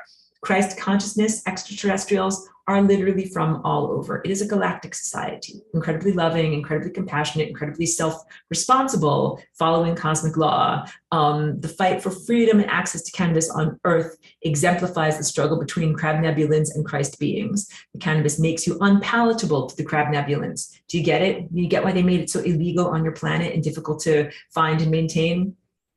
Cannabis makes you unpalatable to the crab nebulans, and Christ consciousness is all over. This is a big emphasis here. And there are many Christed or Christ-centered extraterrestrials and also terrestrial humans. So many people look at the life of Jesus or Yeshua Christ on Earth and they say, that's the one guy. He's an amazing guy, but not the only guy. You got it. There have been many avatars, avatar from one who has come across waters, representatives of Christ on Earth in different cultures. And there are many Christed civilizations that are non-terrestrial. There is a lot of Christ all around, not just one religion on Earth, and be open to that. I'm heading into the home stretch of my notes, and then we'll open the class to discussion. Cannabis is psychoactive when you heat it.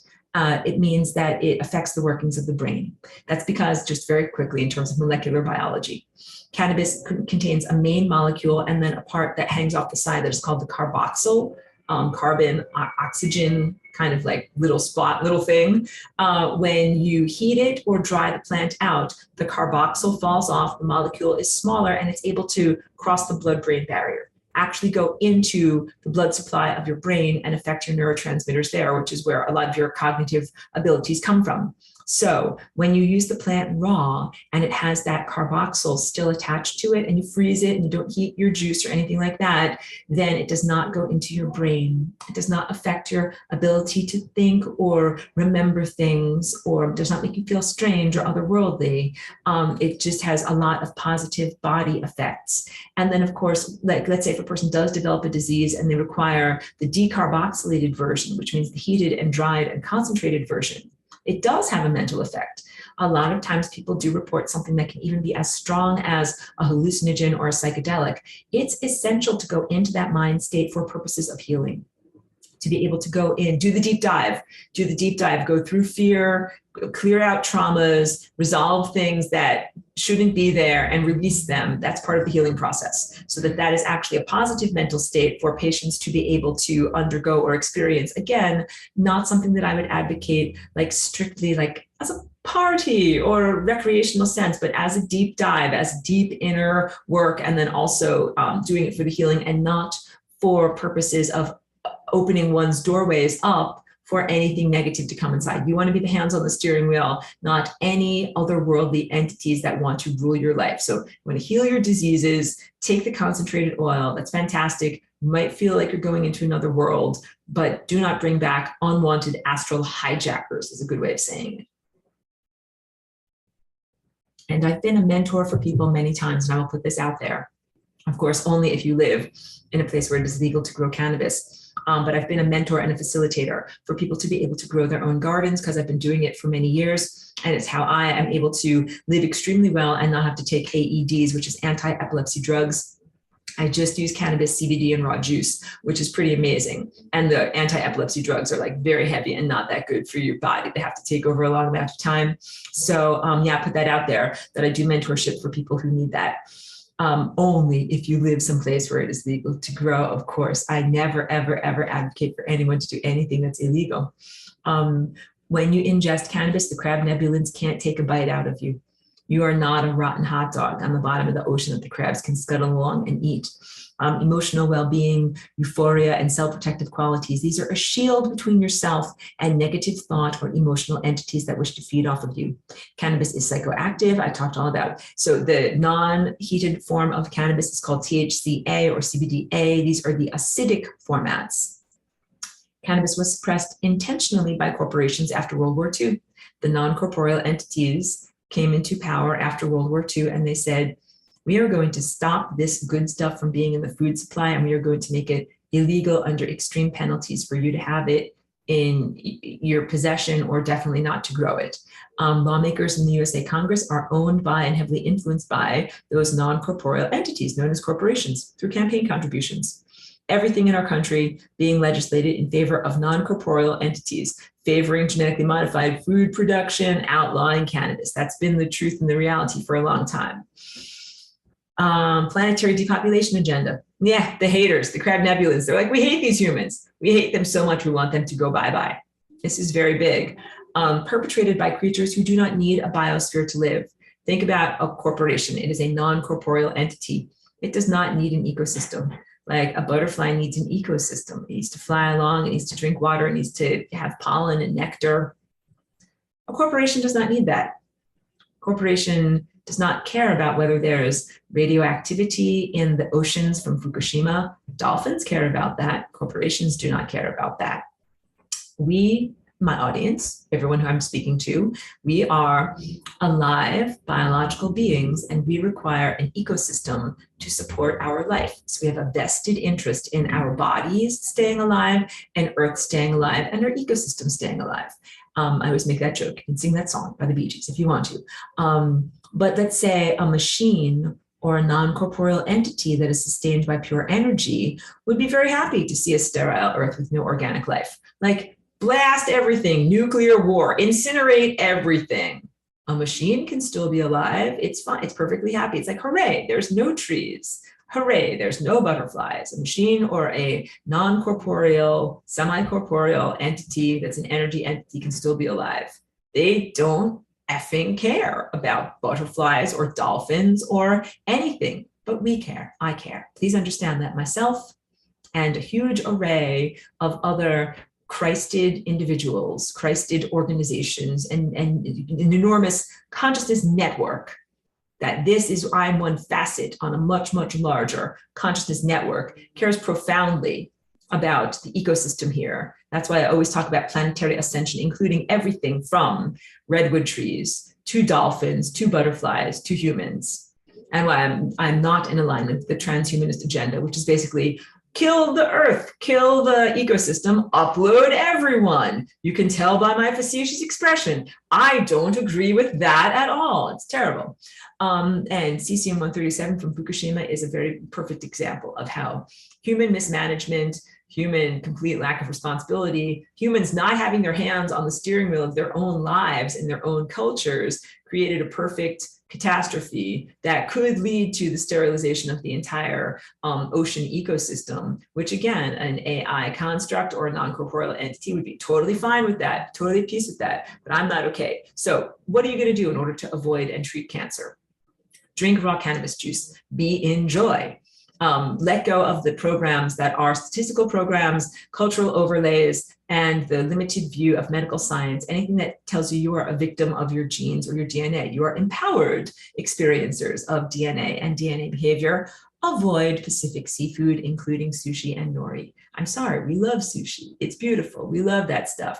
But the tuna itself, anything that is food from the Pacific itself, the seaweed that's from there, really, really, really questionable. You still might be able to eat seaweed that has minimal levels of cesium-137 in radiation if it comes from, let's say, the seacoast of Maine, the Atlantic Ocean, or something that comes from, northern Scotland or something like that.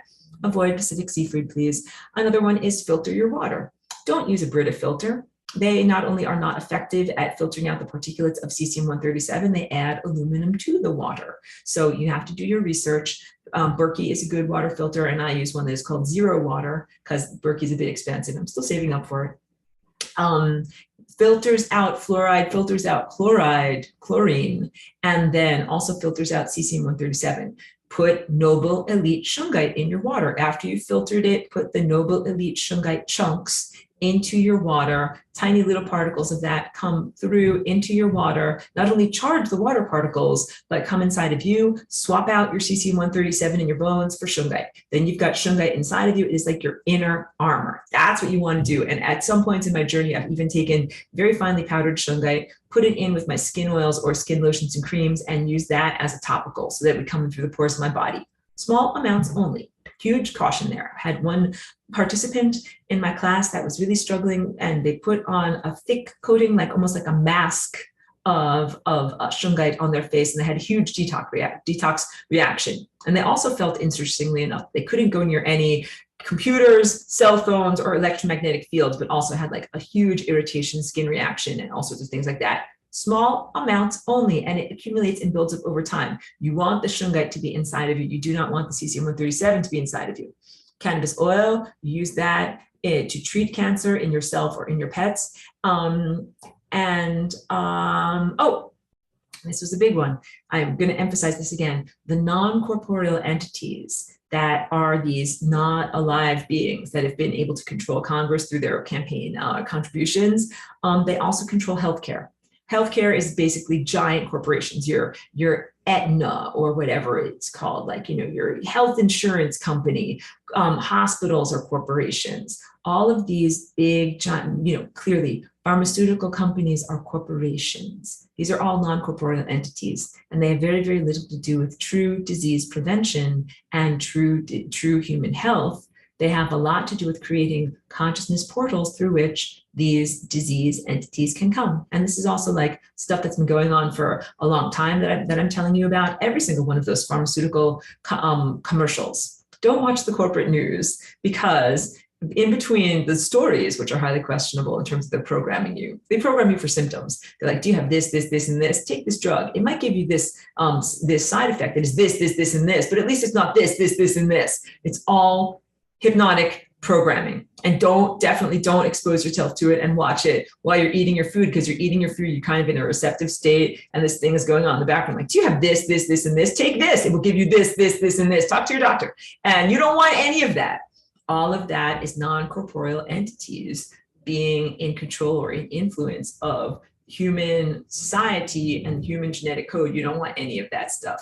And I told you that I used to take AEDs. Like, I took pharmaceuticals. I have been on the journey of what, in solidarity of what it is like to be a person embodied in a human body here. I'm a walk-in, and I learned, what is the human healthcare system like? What types of things do they offer to people? I explored it, and then I said, this is not good stuff, and this is not helpful stuff. I literally changed my entire life and moved from the East Coast to California to be able to live someplace where I could grow my own garden, access the CBD medicine, which 10 years ago was very expensive and rare, and now is more easily available and can go across state lines, and change my life. so that I could get off of all of those types of pharmaceutical drugs. So I'm a living example of this. And like I said, that's how come I've been able to be in mentorship for other patients, some epilepsy patients, some other types of chronic diseases, to be able to not be tied down to the healthcare system and the insurance system, all of which is run by non-corporeal entities that you want to be free from. And again, please come to my Patreon or my Discord, because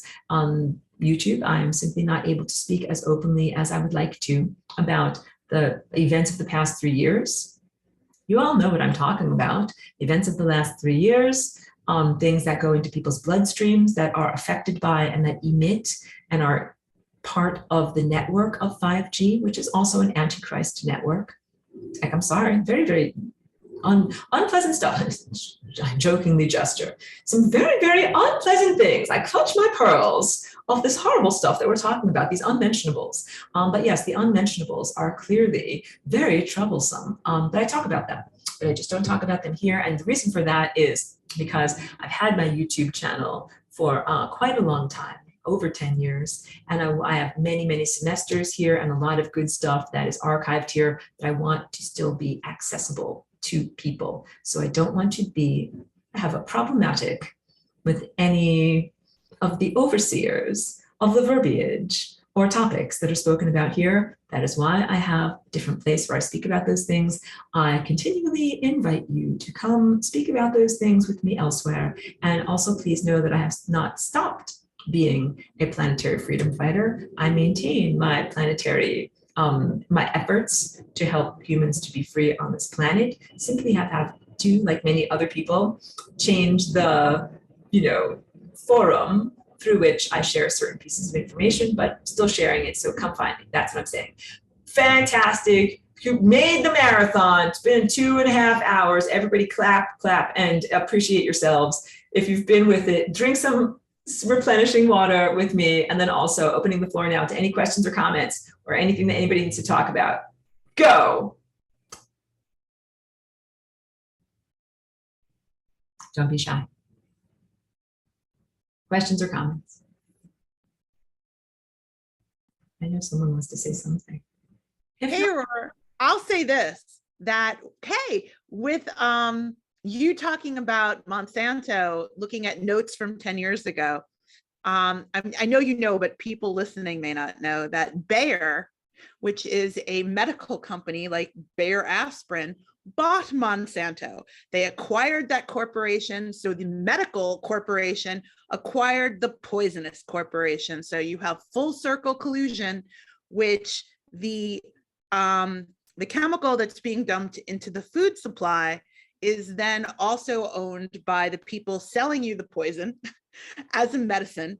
So it is full circle, and also the revolving door between people that work for these corporations that go over to the government, take on civil service, make laws that defend the corporations, and then go back to the corporation. So that would be my add onto your documentary from 10 years ago.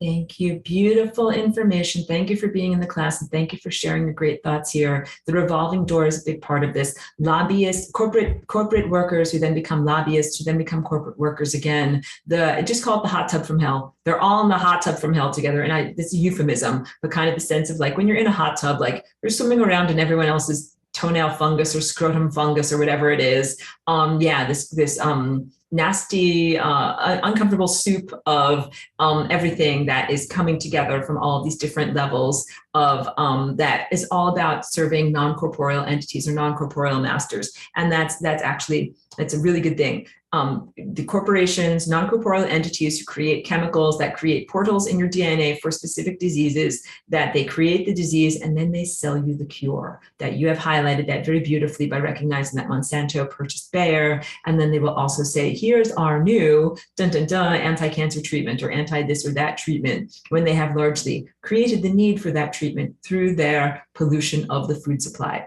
So empowerment teaching of all of this is humans, we all need to get in control of the food supply.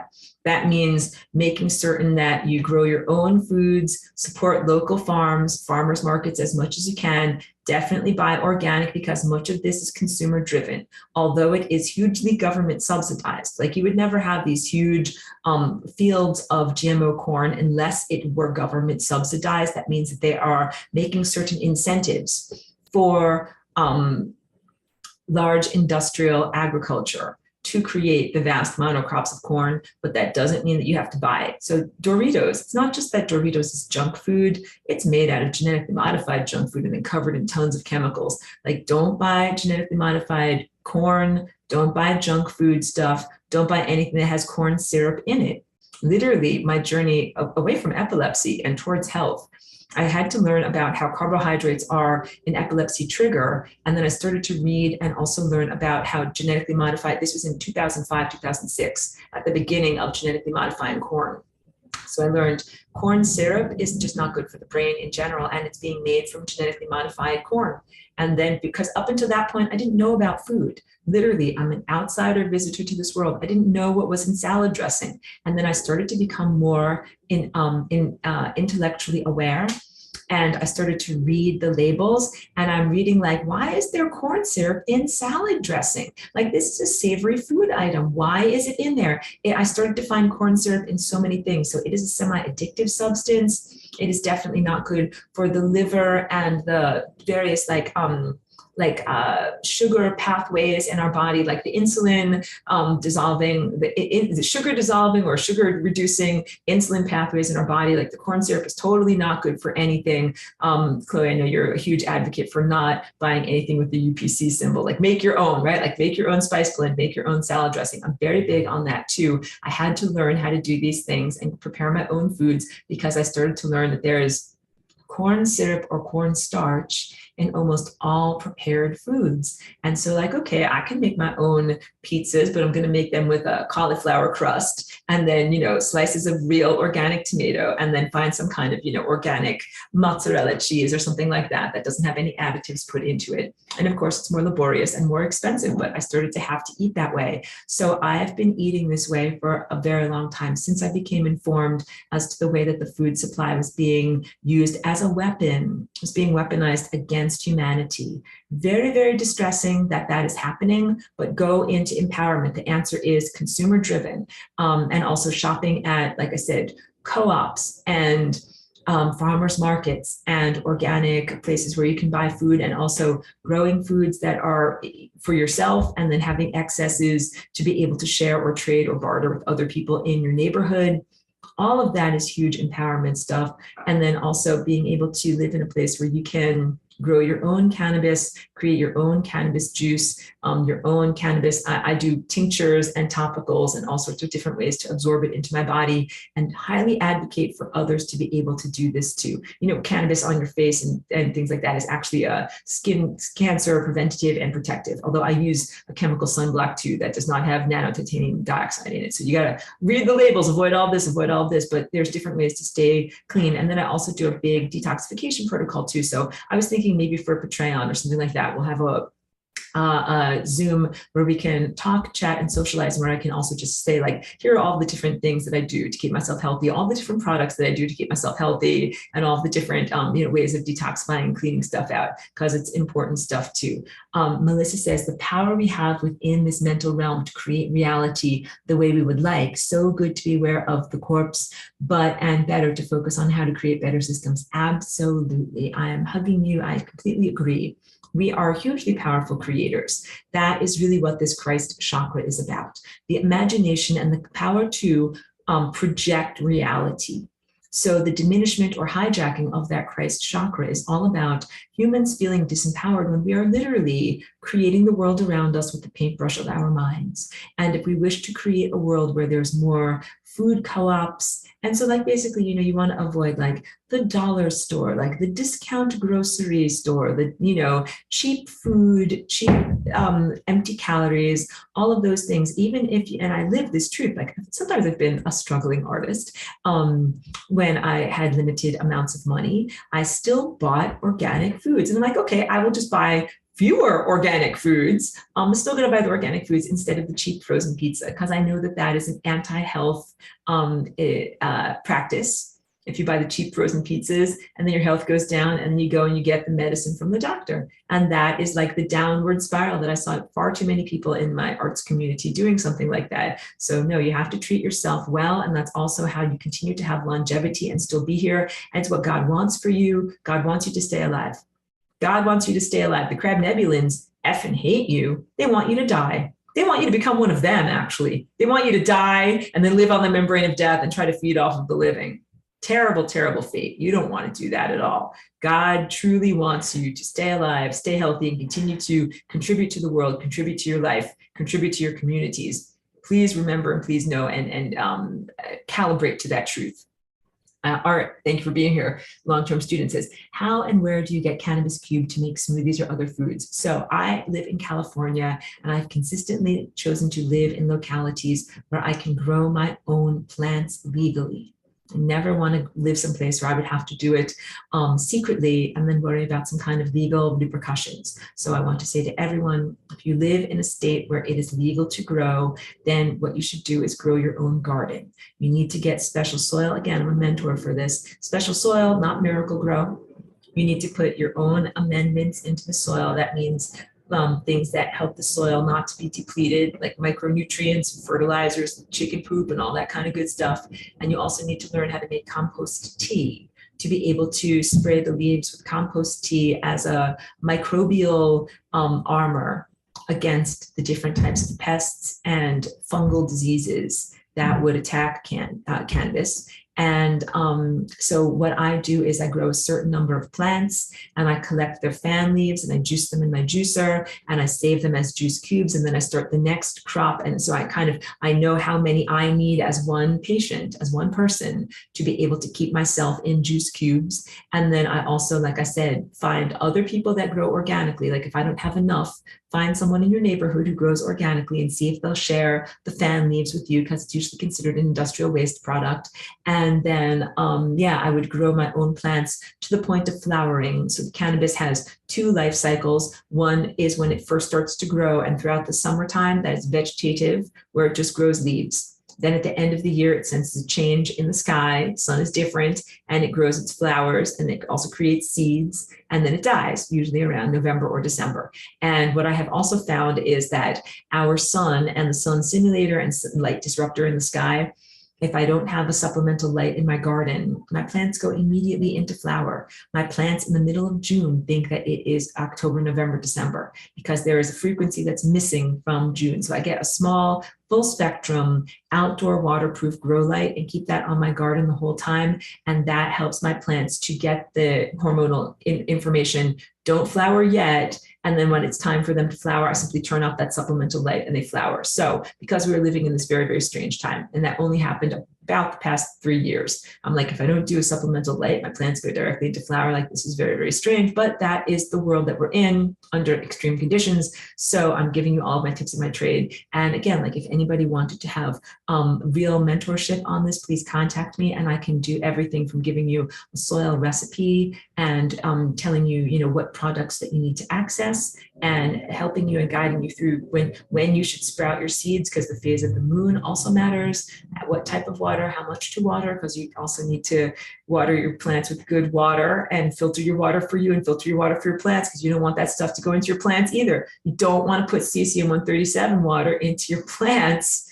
You want all of it to be nice and clean. You want everything to be clean. So different ways that you can do this in order to create your own positive medicines. But also the type of seeds that you use are also important, because you don't want to get genetically modified seeds. So you want to start off with a strain that has not been genetically modified. And some dispensaries do sell clones, but sometimes they're dipped in antifungal or pesticides that you don't want to go systemically into your adult plants. And then also you want to make sure that you're not getting cuttings off of some genetically modified, like whatever they call it, like purple monster glue, or blue cheese cookies, or whatever is the thing du jour. They make up these crazy weird combos, but sometimes it's not the plant's natural genetic behavior. So just like when I tell people about adopting a dog, it is the best thing in the world to adopt a mutt. Seriously, mutts make the best dogs because they are not inbred and they have more balanced genetics than purebred dogs. Like to say, like, you know, an official pedigreed, whatever, French poodle. They all the pedigree dogs tend to have more recessive genes. Same thing with your cannabis. You want to get non-genetically modified cannabis so that it has all of its natural defenses. Defenses against aphids, defenses against fungus, defenses against drought, defenses against freezing. Because when they make these weird, like blue cookies, monster, Jedi, whatever mix with white widow, all of that stuff, it doesn't have the same plant intelligence in terms of being able to grow outside healthily. And then people are like, I've got these things from the dispensary and then they all got bugs, they all got mold. And how come I can't do this? And it was so expensive and it didn't work. You got to start off with good plants. And so, yeah, I was very blessed when I first went to Humboldt County almost 10 years ago. I found a club of women that grow CBD plants, and that's where my seeds originated from. And I have kept, so I honor them so much for giving me my original seeds. And then I have kept those strains alive. How do you do that, Aurora? There's a male plant and a female plant. And in the biological realm, the male plant fertilizes the female plant and makes seeds. So every year I can also mentor people through this. You save at least one very hardy male plant and save pollen from it. And then your females, after you've harvested the flowers that you want, that want to not have seeds, you put some pollen in there so that some of them do make seeds. And that way you have seeds for the next year. And I've been able to do this successfully, not only for 8 or 9 years, but I do several crops a year.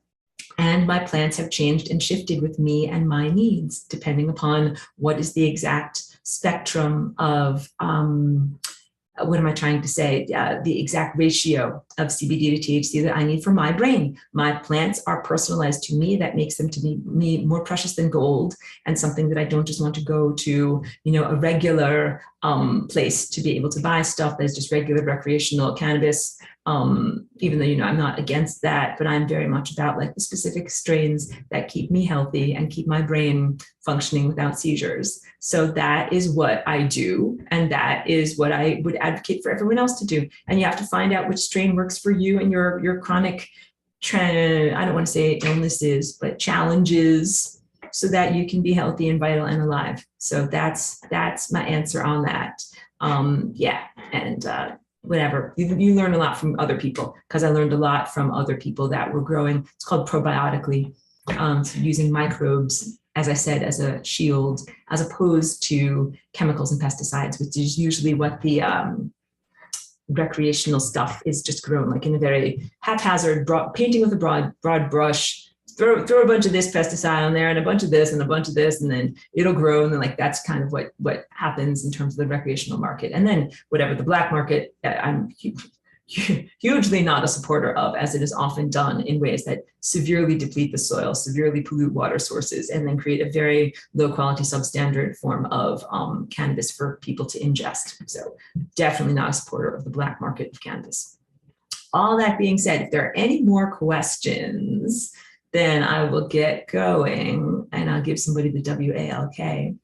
I will say a profound thanks to everybody who tunes in for my class. Again, I made this class live available as an audit if people wanted to tune in, simply because you're very welcome, Melissa. Thank you. Thank you for being here, because the topic of cancer is so prevalent and necessary for us to talk about, and its relation to planetary invasion is so very important for us to talk about and acknowledge. And that, again, it was a soft invasion 10 years ago, and now things have definitely become more intense. Thank you so much, Tricia. Thank you for being here, and thank you for all of your efforts and your own healing capacities and your own proclivities. Yes, so thank you to everyone who watches this video. Thank you to everyone who makes it through. I know I record some rather long videos that are very informationally dense. Thank you for doing that and for exposing yourself to these ideas. All of these ideas are what I have in my whiteboard series that I recorded 10 years ago. always include the links there. There's even more stuff. You should check it out. It's even more informative. I draw a lot with pictures. If I drew it all out with pictures, we would be here for 6 hours. It's the only reason why I don't draw everything out with pictures. And I'm always presuming that people will be able to access those lessons and watch them there. And also huge, profound thanks to everyone who's in the class, and profound encouragement to everyone on their path. And we're also, like, this is lesson 15. We're heading into the last few weeks of the semester. Do not despair. I simply then start up the next teaching cycle again. And if you have enrolled in the class, I simply consider you to be in the class. And, you know, I would never spam you, but I would consider you to be continually enrolled. So if you already did level 1, then the next semester you might want to do level 2. And Angel is a perfect example. She's told me that she's gone through several different semesters of the class, but that she always finds something new. And it's true, because every time that I present this information, it's in a different relative context to life events and what's going on with our planet. So I emphasize different things. This semester, I've been emphasizing planetary ascension a lot. And so, yes, I invite and encourage everyone to stay enrolled and even level up. If you've only done the first level, level up to level 2. So that's something to think about. And also, if you came in at the middle of the semester, stay on board, because that way you can get everything starting from the very beginning. So going to end the recording. Profound thanks to everyone who's a part of this class. And I'm going to go wake up Princess Cheek and give her her WALK. Thank you, everyone. Thank you very much.